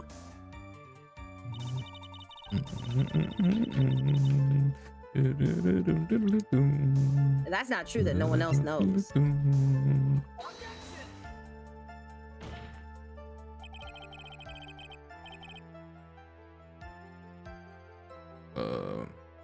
The witness's statement is clearly faulty, Your Honor. I don't think that was right. No, I think you were supposed to question it first and then present evidence for it. Probably. I'm sorry, but I can see nothing faulty. Unfortunately, I will have to penalize you, Mr. Wright. I must be on the wrong track. Yeah. Hold it. Wait. What? I'm a busy woman. Tea time with kids is over. Secret information that no one else knows yet. If that's true, then how do you know this secret information? Oh, huh? Well, that's because I'm a pro. Yes, that's it. It's a secret. Even if you drill the hole in my brain, you'll never find out. How in the world did that old bag get such a secret piece of information? Man, you could present evidence or just press further. Let's see if it works now. So no one else is supposed to know this secret information, correct? If that's true, then why do you know it, Miss Oldbag? But why are you looking at me like that? Stop that. Witness. I hate to say it, but this is how you came to acquire your secret info, isn't it? Take that. The investigative photographer, Lotta Hart. Oh, yes, I remember that mischievous girl. What? He reported that she had lost a certain note she had written to herself. She reported such a thing? On that piece of paper, she had written down some of her outrageous impressions about the relationship between the victim and Miss Andrews. Well, what? Outrageous ideas, you say? No. I said impressions. Then everything written on this piece of paper is completely meaningless. Ah, that's it. That's the note.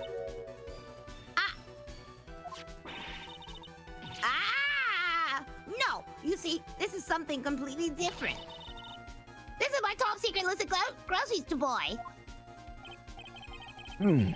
Then you are the one who took Miss Hart's note? I'm a huge fan of Juan's. That's why.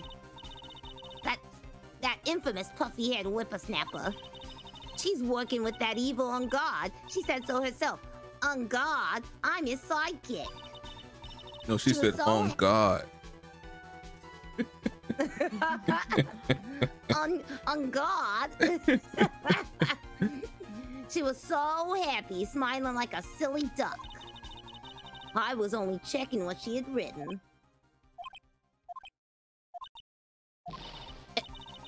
Evie Pooh, you believe me, don't you? I was only trying to help out like the angel I am. It's only one little piece of paper. I never meant to take any. I never taken anything else before. You really should come with a supply of chess. Nope, cheese. Yes. No. Okay. Look, I tried. You should really come with a supply of cheese to match your vintage wine. Wait, hold on. I have that sound. Hold on. Wait. No one ever has that sound, so I added that sound. I fucking love this one. Sick burn. Wait. Which one? Oh, it says air horn. I'm stupid. Ezra with the sick burn. Well, it was only a piece of paper. I suppose we can overlook this just once. No. She looks like she's really sorry. Did I forgive her? No. Pile on more Absolutely. pressure. If I let up on her now, she'll get away. I have to find some way to inflict a deafening blow to the prosecution. Yeah. Witness, you said that the only thing you stole was that note. Is this correct? Stole? Why don't you listen more? Why don't you listen more carefully, you annoying brat? I saved this one piece of paper from a terrible, lonely trash can, that's all. You're lying, damn it, and I can prove it. Are you putting my credibility under scrutiny again? Yes. Miss Obag, I don't believe that the note is the only thing you stole that night. Uh-oh. Miss Obag, that note was with a camera inside its case, wasn't it? A camera? Yesterday, Lotta Hart was raising a huge stink over her camera. He kept saying something like, my sweetie $1,600 camera disappeared on me. Why? What? Witness. What is it, Gramps? If you have the note, then it's only logical that you have the camera too. Looks like you found me out again, Sonny. Is this the camera you're looking for? That's... What? Even though I look like this, I'm still a person, you know. I still eat meals like you, and I fall in love and borrow things from people. I think your definition of borrow is a little off. I saw that woman's business card, and that's when I noticed it said, Slime Bag Celebrity Photographer Extraordinaire. Well, when I saw that, I had to know what sort of picture she had taken. How's she gonna call her a slime bag when she reads a gossip magazine that she probably takes pictures for? Like, what the fuck are you talking? I'm a professional security guard. It's my business to know these things. Not really, no, it's not. Bailiff, check this camera's photos. Hurry! We must examine them at once. What if there's like nude pictures of her in there? Either Lotta or Old Bag. That herb is universal. Oh, God. Well, Mr. Edgeworth, what do we have? There is only one photo that seems to be relevant to this case. Please present it to the court.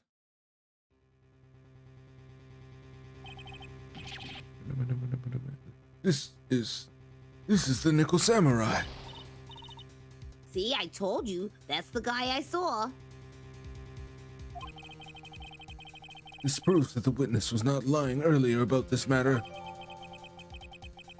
He's shaking the hallway right after the murder. What does this all mean? What does all this mean, Mr. Edgeworth? This photo by itself does not prove that the person in this, in it is the defendant, however. In his own confession, Mr. Engard clearly stated that at the time of the murder, he was still in his Nickel Samurai costume. If that is the case, then this Nickel Samurai is...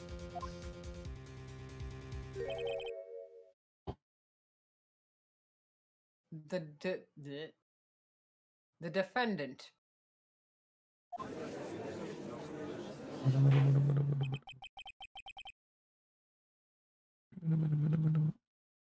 How did it come to this? I think this brings us to the end. We have examined every piece of evidence thoroughly. Final comments, Mr. Wright? The court will consider them before we close. Do you agree that this photo was decisive evidence against your client? If this photo really is decisive, then we're done for. But if I raise an if I raise an objection here and blow it, then I would put Maya's life in jeopardy. I can't make a mistake here. There's only one road out of this mess.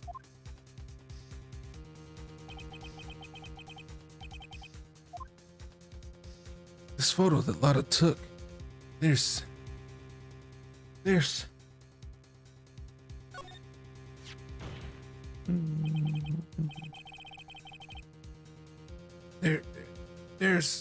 something strange with this photo. I knew this was coming, right? Your thoughts, Mr. Edgeworth? I think we can all agree there's nothing strange with this photo.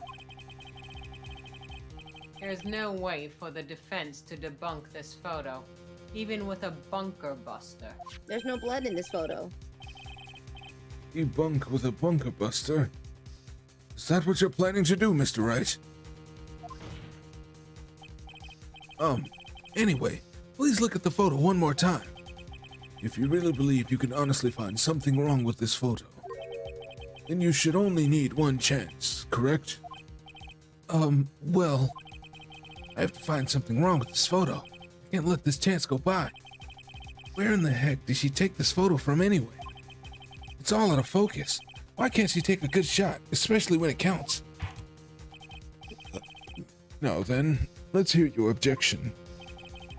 What about this photo is strange?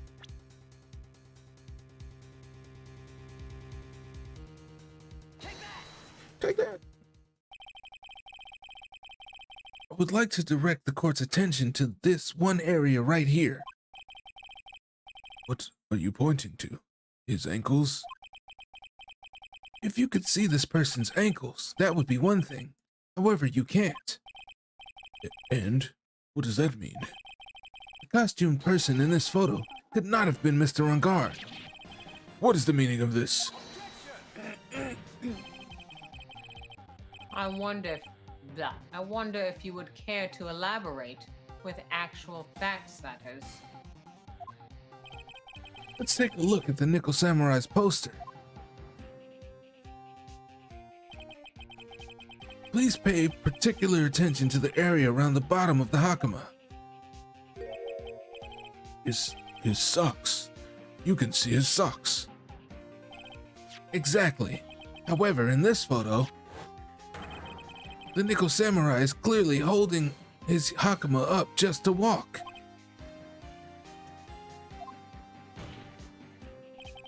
There's only one explanation for this.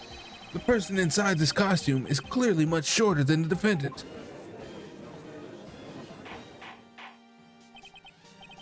All right, I think I've turned things around for myself this time. That's curious. Huh? What is? Edgeworth is unusually calm today. It's true. He's just letting the trial run itself, as if he's only along for the ride. Along for the ride? What do you mean by that? I can only guess that perhaps he doesn't feel under attack at all. He doesn't feel under attack. Then I haven't damaged his case at all? Mr. Edgeworth, where does this leave us? If the person in this photo was not met on guard, then everything the prosecution has tried to prove has become meaningless.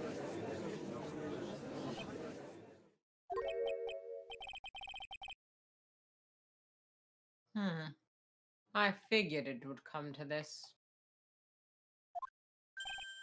What? Right. I have something I want to ask you.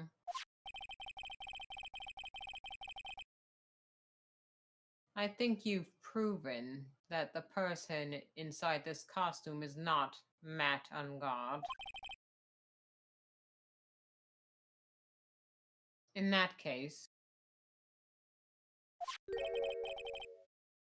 who is this a photo of?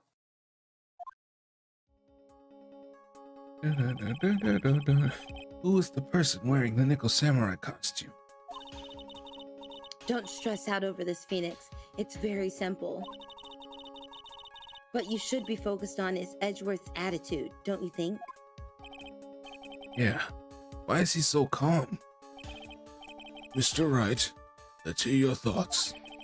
Who is the person in this photograph? Look at this photograph. Every time I do it makes me laugh. Adrian Andrews. If you want to know who that Nickel Samurai is, it is none other than this woman.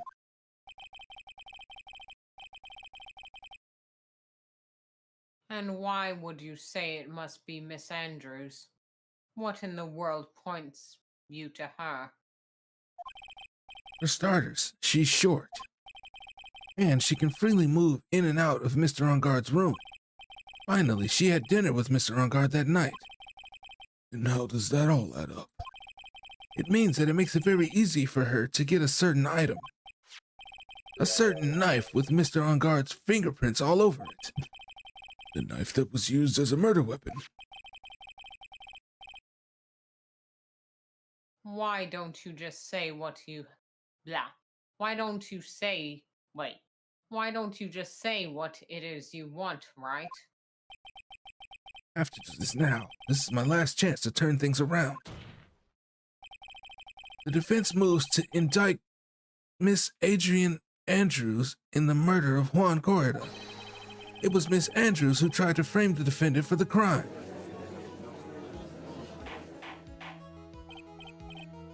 Order, order, order! It looks like this trial has hit a most unexpected development. Mr. Edgeworth. Yes, Your Honor. This court is issuing a subpoena for Miss Adrian Andrews. A verdict cannot be passed without first hearing her testimony. All right, this is it. This is kind of bad for us. Huh? What do you mean? If Adrian Andrews is summoned to court as a witness, it means that the trial will go on for another day. One more day. One day more. Almost sounds like you should just fucking tell us, If Mia. I don't get a verdict today, then Maya.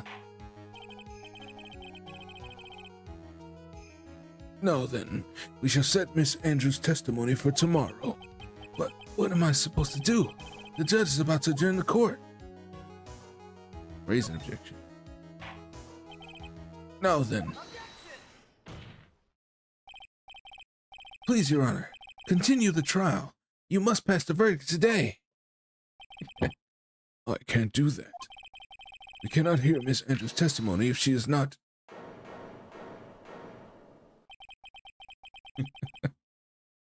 I abhor wasting such valuable Abhor? Abhor, yeah. I abhor. I hate it. Yeah, I'm like sitting here, like staring at this word, like, what the fuck is this? yeah, it's abhor.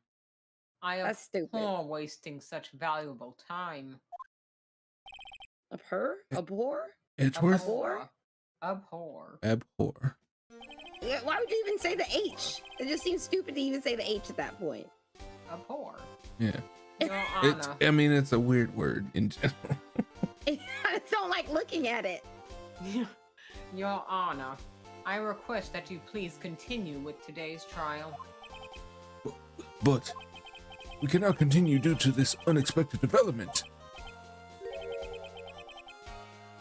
Tisk tisk. Unexpected development. I think you underestimate me, Your Honor. And what do you mean by that? That Mr. Phoenix Wright would slave his way to Subpoenaing. that Mr. Phoenix Wright would slave his way to subpoenaing. Subpoenaing. Painting. Subpoenaing. Subpoenaing. Subpoenaing. Subpoena noir. A stupid word too. Subpoenaing. Subpoenas. Okay. That Mr. Phoenix Wright would slave his way to subpoenaing Miss Adrian Andrews is all. Sorry, that word fucked up everything.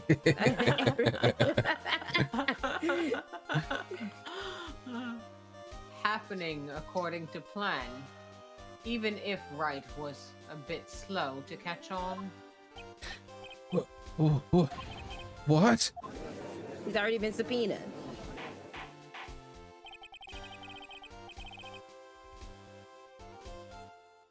What is the meaning of your statement, Mr. Edgeworth? Miss Adrian Andrews is currently waiting in the prosecution's lobby.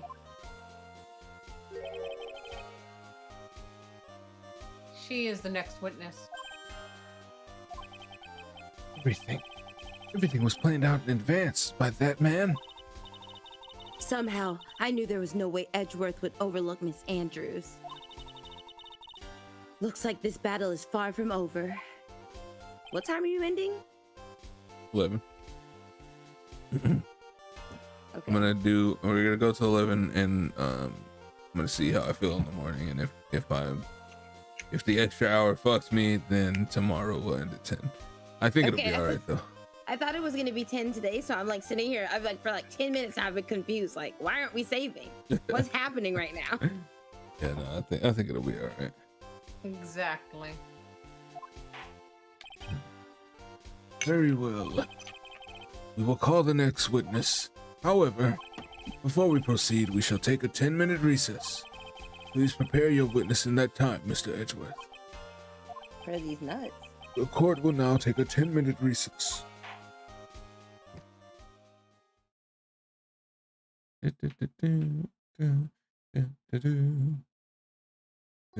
Although if we hit a good stopping point at 10:30, we'll end then. Okay. Yeah. That's why I thought we were gonna end because we'd hit this point, and I was like, wow, this is right on time. That would have been good actually. But I think we maybe by 10:30 we might hit a good stop. I don't know. But I am gonna go grab a beer. I'm gonna also get something to drink. So I'll be right back. Okay. I'll be right back. Be right back.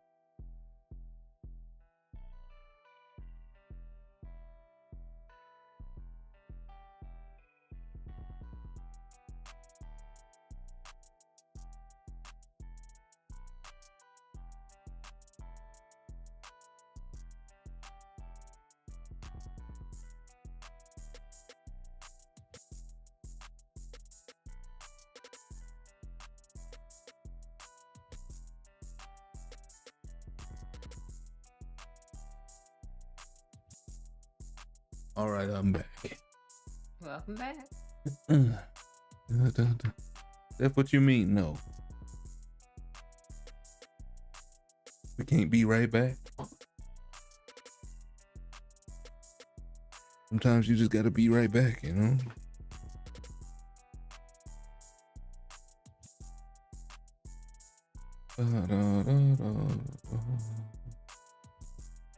Okay. Is Chase back yet? No. Oh. That I know Yeah. of. Okay.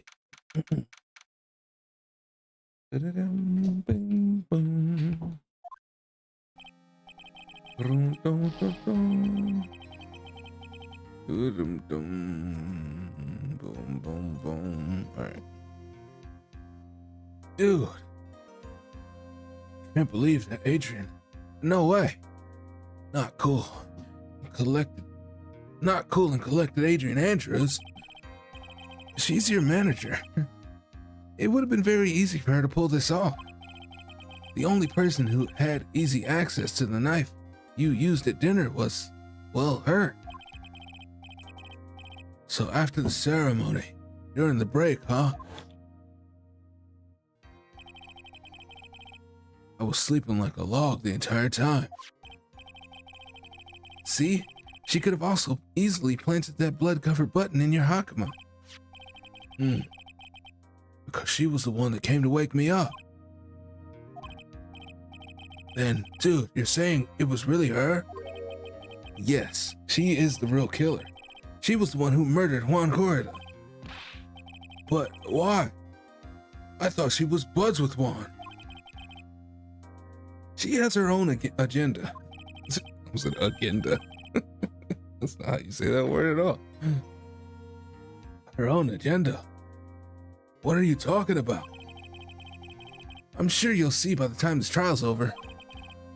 It'll be all right. I'll get you acquitted by the end of today. Get me a verdict that's refreshing like a spring breeze, okay, Mr. Lawyer Dude?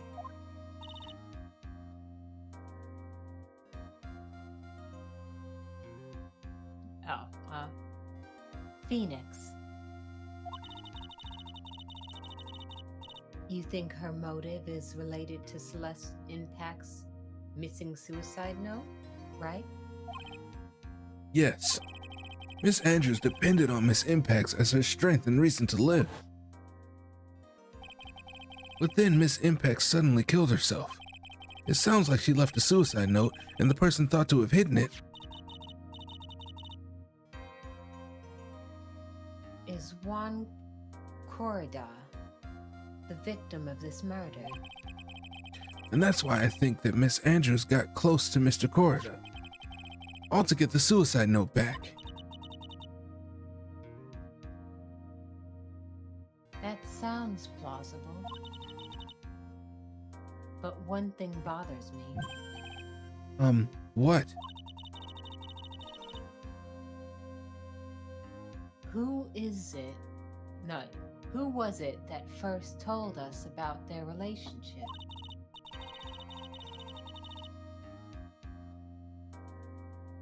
Better stated, Miss Andrews' dependency issues with regards to Miss Impacts. It was Edgeworth.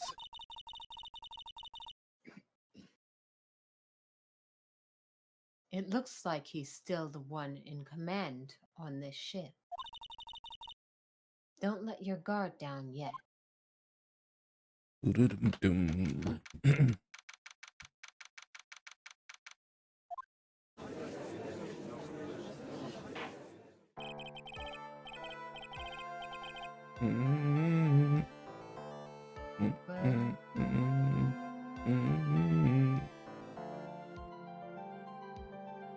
Court will now reconvene. Now then, Mr. Edgeworth, if you please. The prosecution calls the witness subpoenaed by this court.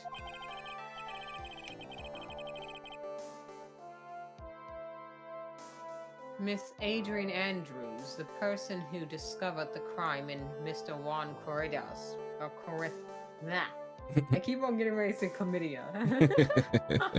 On chlamydia. Juan Chlamydia. Mr. Juan Corridas' room.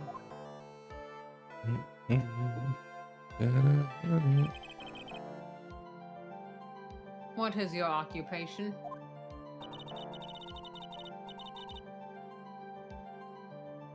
I am the manager of the defendant in this case, Mr. Matt Ungard. I see. Now then.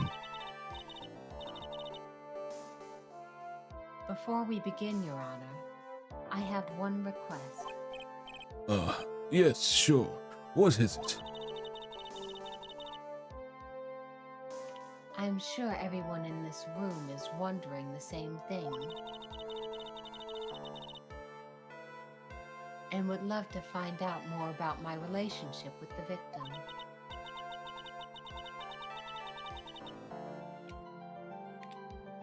After all, it was the topic of a certain weekly magazine recently. No. I have no idea what you mean. I've never even heard of Gossipland. If the judge was ever a prosecution witness, he'd do all my work for me. Anyway, I was wondering if you could please tell us about your relation to the victim.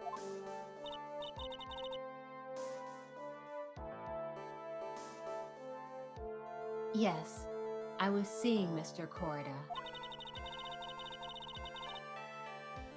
I was also aware of the rivalry that existed between Matt and Juan. But this was a private matter between Juan and myself. So it was a fry and bait matter. Or was that bait and fry? Reminds me of fishing. But I didn't kill him. No one is accusing you of that. I am. Fuck. I think there's someone who would beg to differ. I think we all understand your relationship with the victim now, Miss Andrews. Very well then. Witness, please testify to the court about what happened when you discovered the murder that had taken place. You'd think this would be the first person they would talk to. Right. The person who found the fucking body.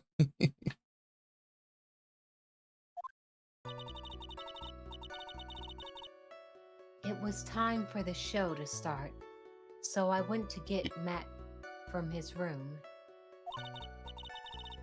After that, I went to Juan's room, and there was his dead body. I was in shock.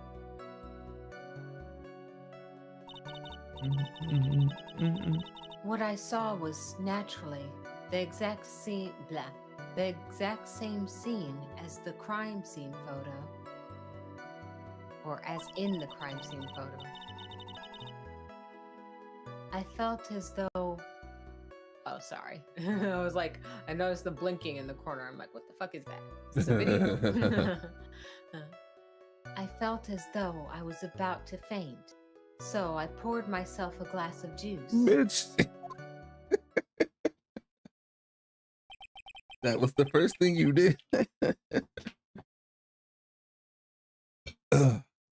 You poured yourself a glass of juice. Yes. Sadly, I didn't remember not to touch things at the scene of the crime. And I disturbed the crime scene by moving this one thing. You poured yourself a glass of juice and then didn't drink any of it. And that is when the fingerprints on the wine glass were made, Your Honor. I see. Well, Mr. Wright, you may cross-examine the witness. Phoenix.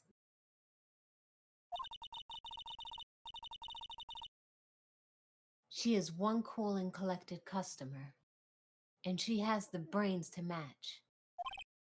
Yes. Try not to make them sound the same. Yes, I know.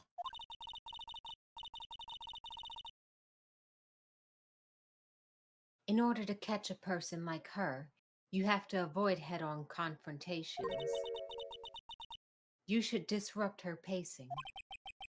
Disrupt her pacing? She's the type of woman who is easily thrown off by things inconsistent with her thinking. So, you have to attack when she least expects it. The instant you let up on your offense is the instant this trial is over. Understand? Boom, boom. You telling me to fucking press everything? Let's go. That's what I do. That's what I always do. Okay, hello, I'm back. Welcome back. And what was Mr. Ungar doing at the time?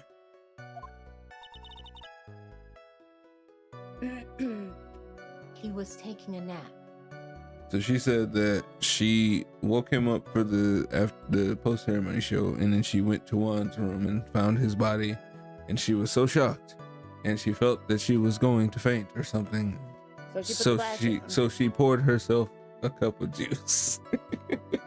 That contradicts what Edward said earlier.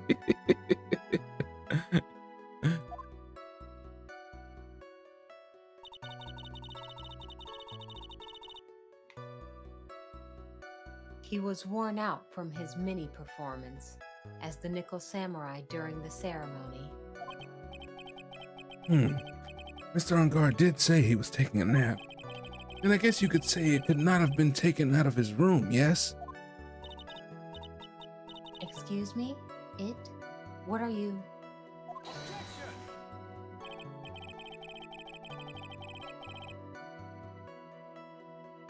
Right.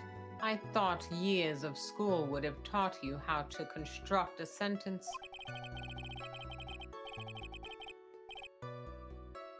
If you can't make a sensible sentence with a subject, then I'll make one for you. Watch me butcher this somehow. Did you, Miss Squaw! What's up, man? Hello. Did you, Miss Andrews, remove Mr. Engod's knife from his room? No.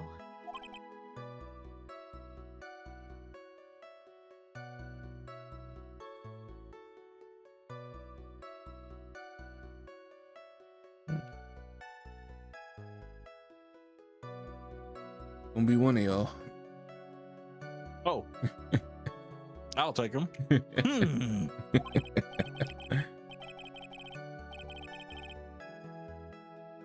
Subject, verb, object, right?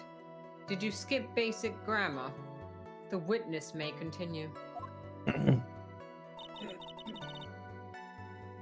So, Av, what you missed is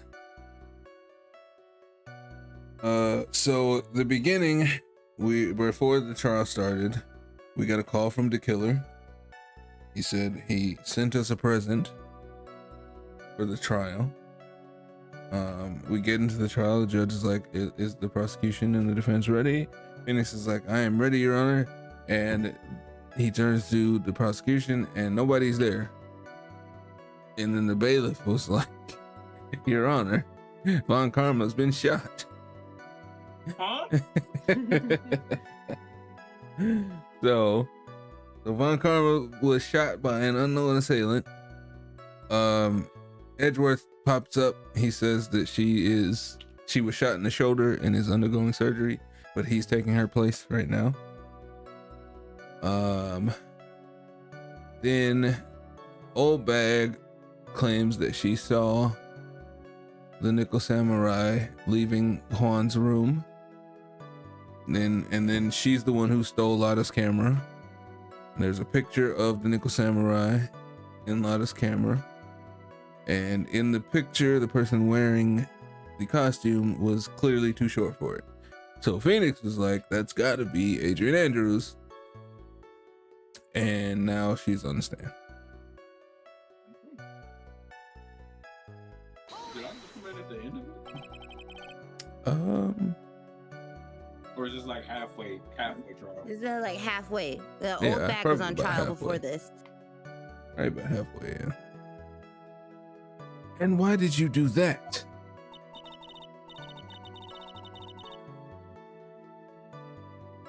As a friendly gesture, Juan was to make an appearance with his other heroes. And also, she just told the court that they were seeing each other. Ooh, I knew it. I knew they was fucking. Like how you gotta get close to someone. The easiest way to get close to someone to find out if they like, if you're gonna get revenge on them is to fuck them. Listen, they don't call him the Jammin' Ninja for nothing. I mean, that man drinks tomato juice. It must do wonders for his sex life. I guess. Wanders. Wanders. Well, the show was supposed to be a show of friendship, huh? Let's press further. Is that the only reason?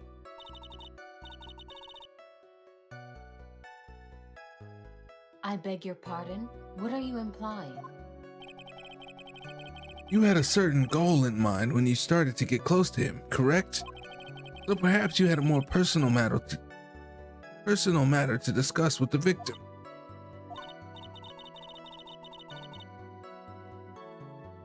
Sorry, but I didn't have any such intentions in mind at that time. Can't get her to talk without a strong piece of evidence, I guess. May we continue now? Witness, what did you see when you got to his room?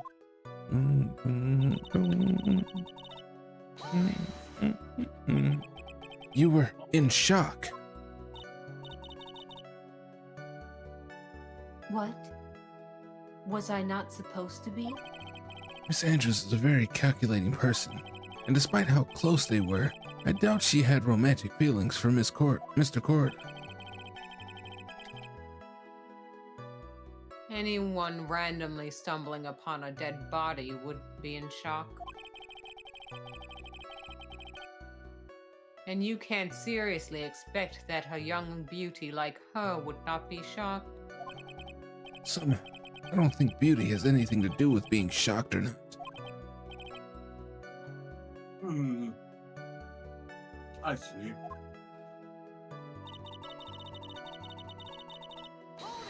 Hold it.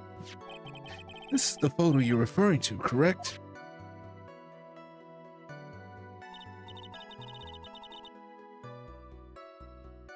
Yes. The one with the knife lodged in his chest. And the guitar case was like this too. Yes. It was open and empty, of course. And then, what did you do next, witness?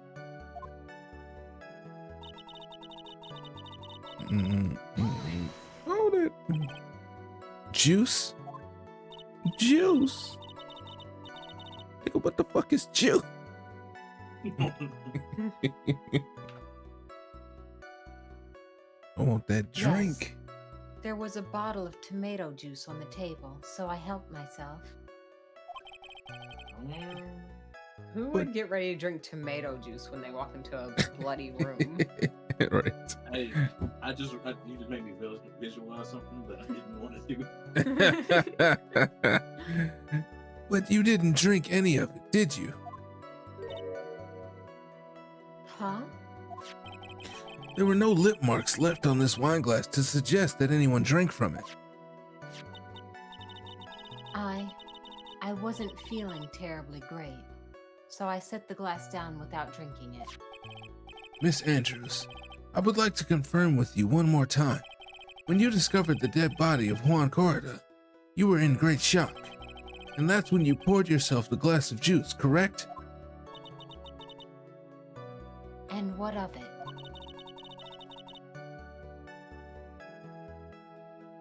My mind really was a complete blank at the time. Your mind was a complete blank. I didn't think that was possible for you. Aren't you rude today? That don't make no fucking sense. I was so dazed that I made one careless mistake. That one thing. What one thing? Never mind. It's no big deal. What was she starting to say just now?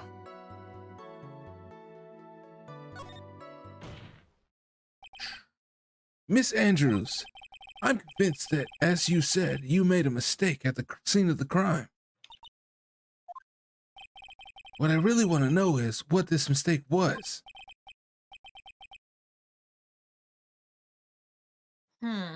Actually, so would I. I'm sorry. It's kind of embarrassing. When I set the glass down on the dresser, I accidentally knocked the flower vase over.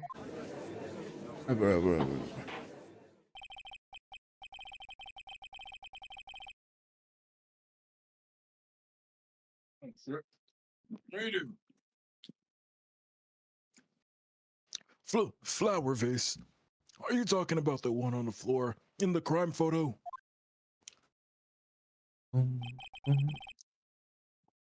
I'm still just finding it baffling. And she was like, I'm in a daze.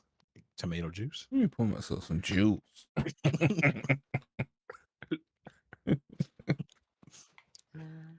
This mess of glass shards.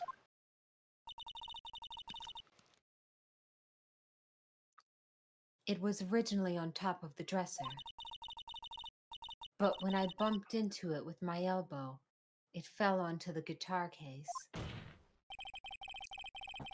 But why did you withhold such an important piece of information? I'm sorry. I thought that since the crime scene was already in disarray, that people would simply assume the vase was just another part of the mess. They did. It looks like yet another fact has come to light here.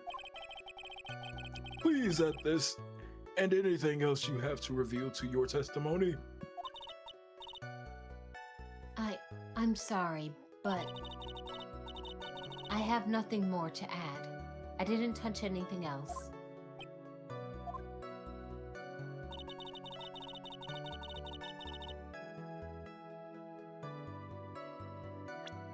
Oh. Boom, boom, boom, boom, boom, boom. That's fine. She just said that, basically. Objection! You testify that you knocked the flower face over. Is this correct? Yes. And are you sure it fell onto the guitar case? Is there some problem with what I said? It's not some problem. It's a major problem. It's true that the top of the guitar case was wet with water. However, that's exactly what's so strange. Miss Andrews, you testified that the vase fell onto the guitar case. However, if that was true, the case should have gotten wet on the inside, not the outside.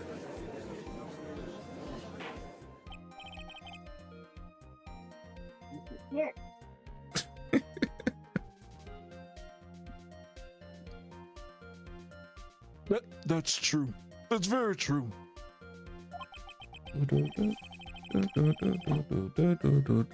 Furthermore, there was one other strange thing about this guitar case. And what's that? Let's take another look at the crime scene photo. The remainder of the vase are scattered on the floor. And what is wrong with that? If the guitar case was open when the vase fell, the glass shards should be inside, not outside the case. Objection! What is your point, Wright? That the case was closed at the time the vase was knocked over? Is that all? No. Think back to what Miss Andrews testified to. She said that other than the vase, she didn't touch anything else.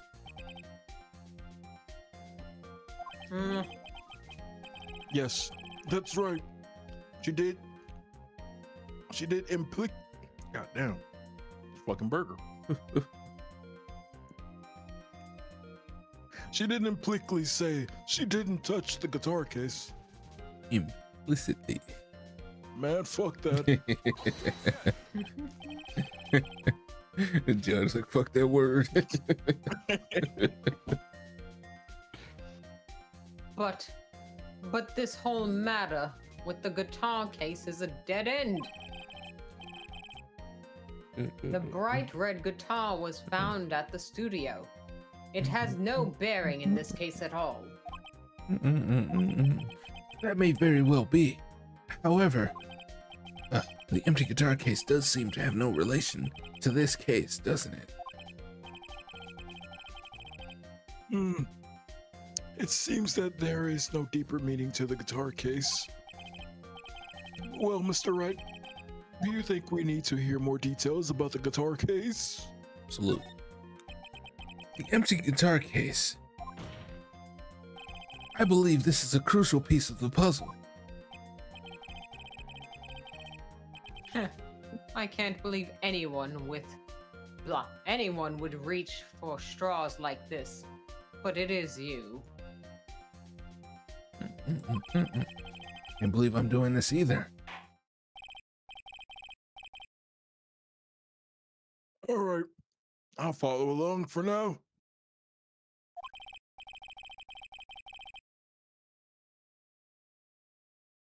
Miss Andrews, please testify to the court about the guitar case. Yes, Your Honor.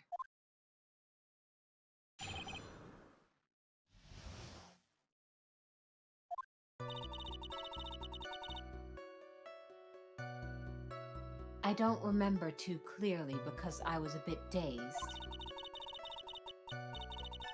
I suppose I must have opened the guitar case after I knocked the vase over.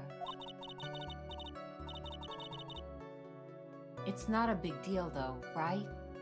The case was empty after all. As for why I opened the case, even I don't know.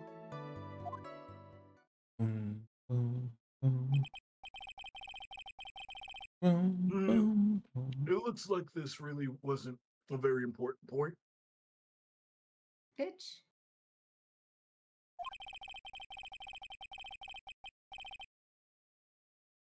This wastefulness is such a familiar feeling by now that it's almost comforting. Anyway, I'll just go ahead and start the cross-examination.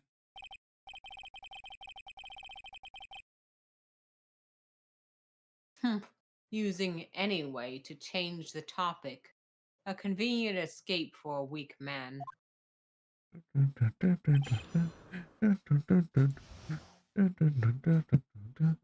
not even gonna press all of this.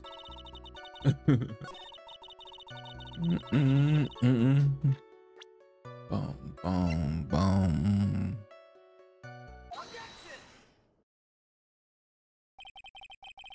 There is no way you were the one who opened the guitar case. Why would you say that? It's elementary, my dear. Because the only fingerprints on this guitar case are those of the victim.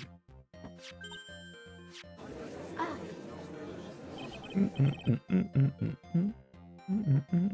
What is it, Miss Andrews? you shouldn't assume that. Blah. You shouldn't assume that I must have left prints just because I touched the case. What do you mean? What if I were to tell you that I was wearing gloves at the time? No.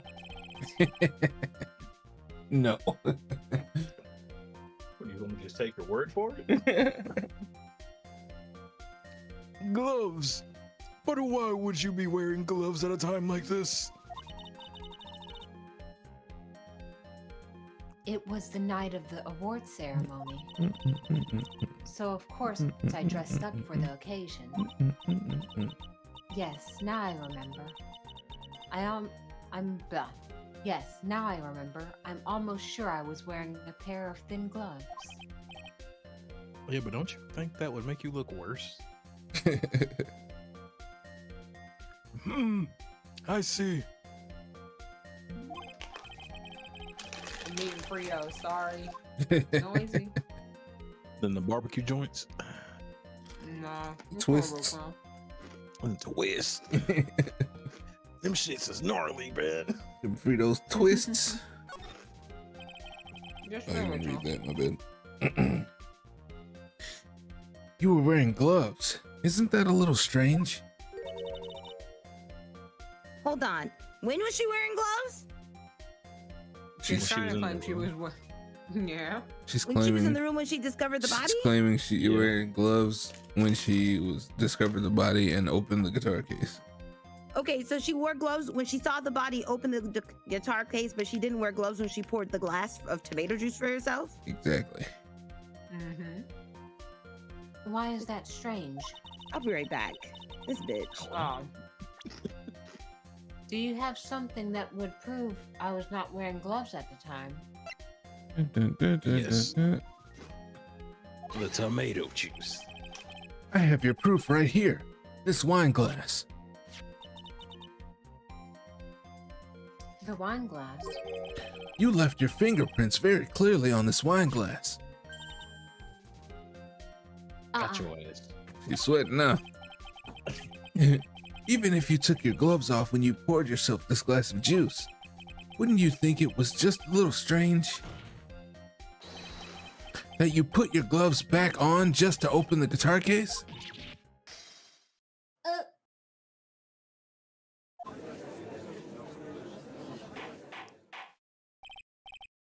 Order! Order! Order! I got you. Oh yeah, get in there. Looks like you hit the nail on the head this time. What do you mean? I believe that guitar case plays a very important role here. What? It's just an instant. What? Damn. What? It's just an empty case. I wonder if it really was empty, though. But the guitar, the bright red guitar was at the studio. Phoenix, drop all of your presumptions. Did that come through? Yeah. Mhm. What was in the guitar case? Wait. What was in the guitar case was not the bright red guitar. You don't mean it was a bright white guitar? You Wait, that's not right either. I admit it would be unnatural for someone to do that. Hold on. The fuck? Okay. So the witness was not wearing gloves despite the fact that on the case,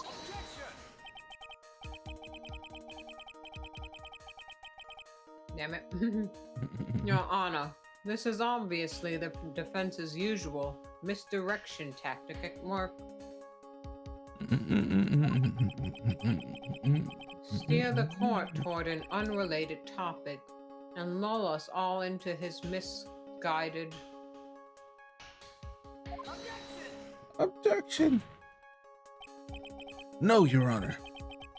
Please recall that Miss Andrews had testified that the vase fell onto the guitar case, which means that the case was closed when the crime took place. However, it is wide open in this photo of the crime scene. I'm sure the guitar case has some relation to the murder. If you are so sure, Wright, then I'm sure you can show substantiate. Substantiate. Somehow substantiate. Oh. Then I'm sure you can somehow substantiate your outrageous claim, correct? Please enlighten us as to why that guitar case was has anything at all to do with this murder. can you do that, Mr. Wright? Can you?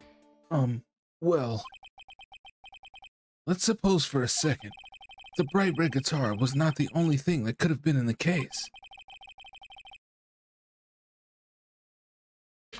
The bright red guitar not being the only thing.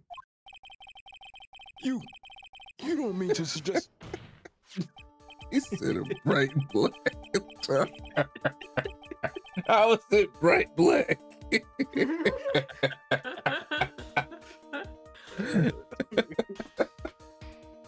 Goodness. So, you intend to push your theory that the case was not empty. Is that it, Wright? I wouldn't say something I didn't intend to prove. Deflate that head of yours. You haven't proven anything yet. Now then, let's have it. What was inside this case at the time of the murder? What do you guys think it was?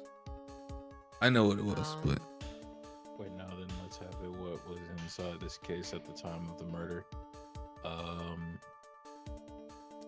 The tomato juice. this man just kept tomato juice everywhere. The fucking I don't know, man. The camera. Is this one? Can I look at this? The fuck could have been in this case? Oh, I didn't know what else we had here. No, that's not Lotta's photo. It's not the crime photo. What is that? A bloody egg? It's the bloody button. Oh yeah, Bloody knife. I don't know if I told you. Old Bag was the one who stole Lotta's camera, and this photo was on the camera. This was the Nickel Samurai leaving the room.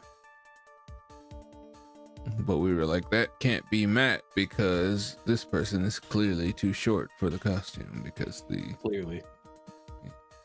Yeah, dragging the pants legs.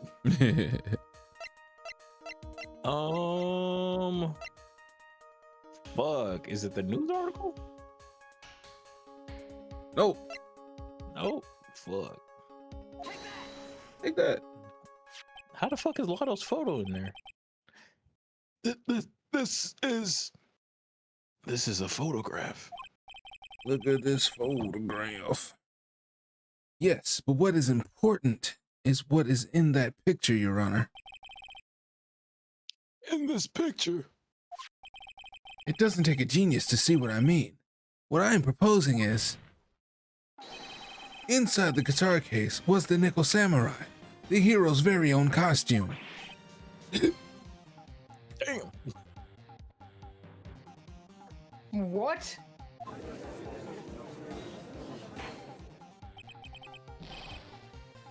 Mr. Wright, explain yourself. Right. Are you saying that the witness opened the guitar case to take out a costume? What insane point would there be to doing something like that? What do you mean? That insane point would be to wear the costume, of course.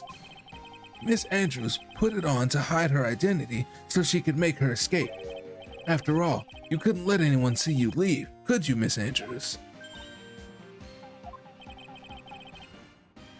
I refuse to accept your theory. Do you have anything to support such a preposterous idea? Just outside the door was an investigative photographer who was starving for a big scoop. And in the end, she managed to get this shot, correct?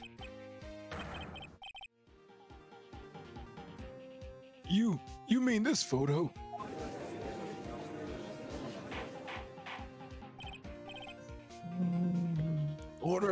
Or dear. Oh dear. It looks like we've wandered into quite another mess again, haven't we? Nice job, Phoenix. Well, you know my strategy. Speak first, think later. So the real murderer was hiding inside a costume. Objection. Wait a second, Your Honor. The Nickel Samurai's costume would have been Mr. Matt and God's.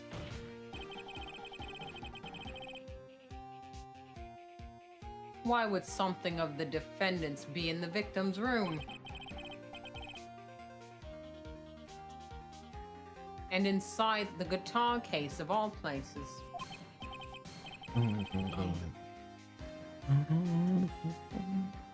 Jesus Christ.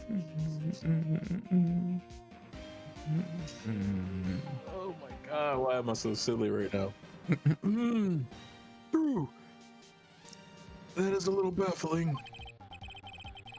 Mr. Wright, the court would like to hear your thoughts.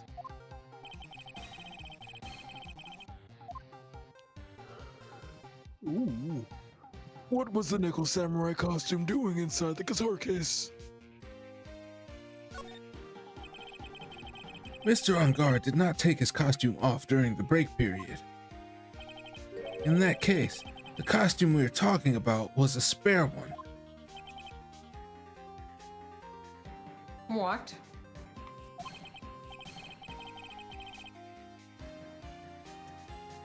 Then, are you saying that on the night of the murder, there were two Nickel Samurais at the Gatewater Hotel? Remember, because he was supposed to have the press conference afterward that he didn't know about? Yeah. Yes, that is what I'm saying. And how do you explain the costume that was inside the guitar case?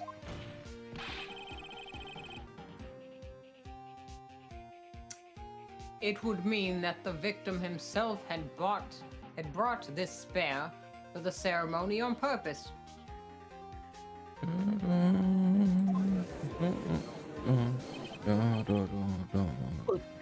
But why? The victim, Mr. Corrida, was the Jammin' Ninja. Why would he secretly bring the Nickel Samurai's spare costume with him?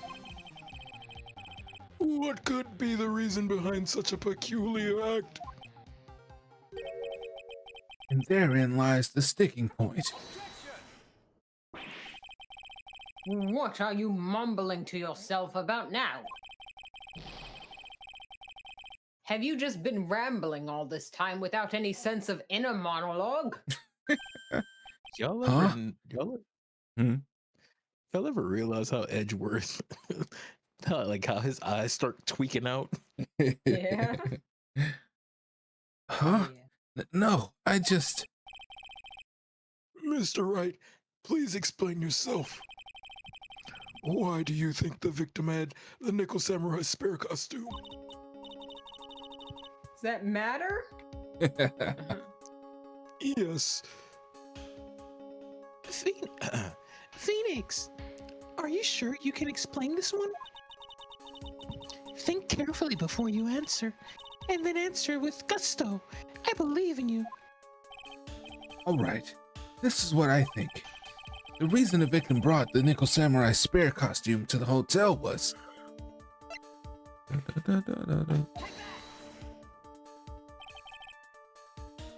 what is this? On the night of the murder, after the stage show, the Nickel Samurai was going to hold a special press conference. A press conference? Yes, the Nickel Samurai was supposed to confess something at this conference.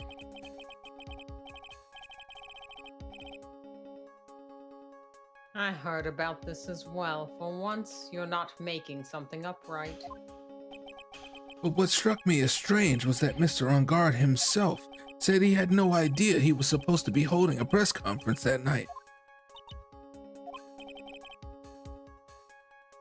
But how can it be? The way I see it, that can mean only one thing. The conference was set up by none other than the victim, Mr. Juan Corrida himself. The victim? Yes, the spare Nickel Samurai costume was prepared for that very conference. Mr. Corrida was going to hold the press conference as the Nickel Samurai.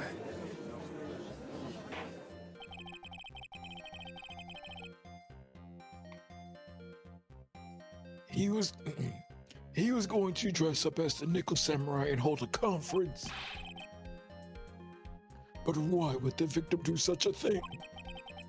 That's something I don't quite know yet. However, what I am concerned with right now is what he intended to reveal at that conference.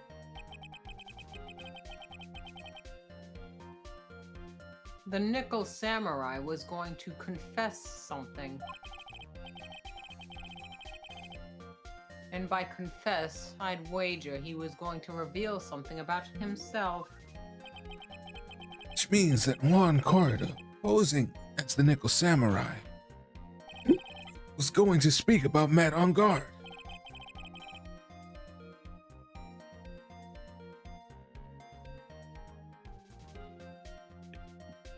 Yes, I guess that is what it would mean.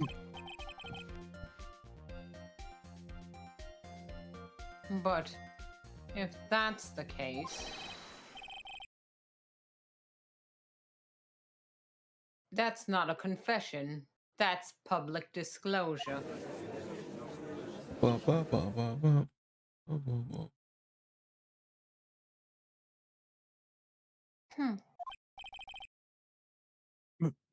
Miss Andrews,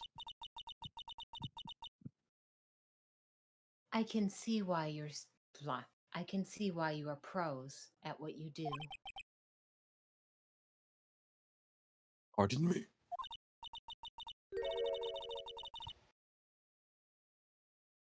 Just as you say, the press conference was set up by Juan. Miss Andrews, please offer us an explanation for this.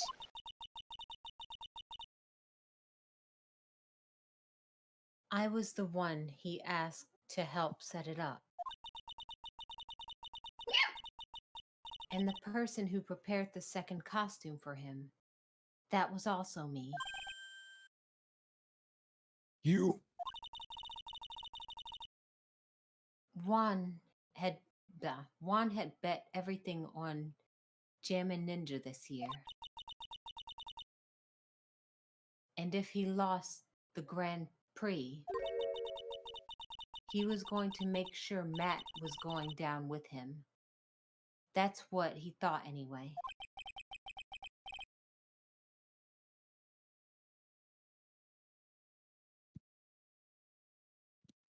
He was going to ruin him. Huh? It looked like somehow Juan had his hands on a secret so powerful that it would destroy Matt's acting career had it been revealed. What?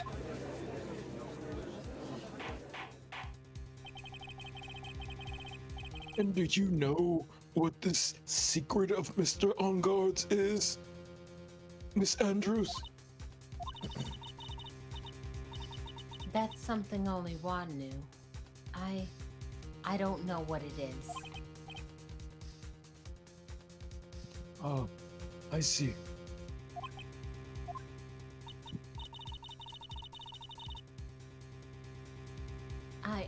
I've probably been coming off quite suspicious to everyone. But that's to be expected.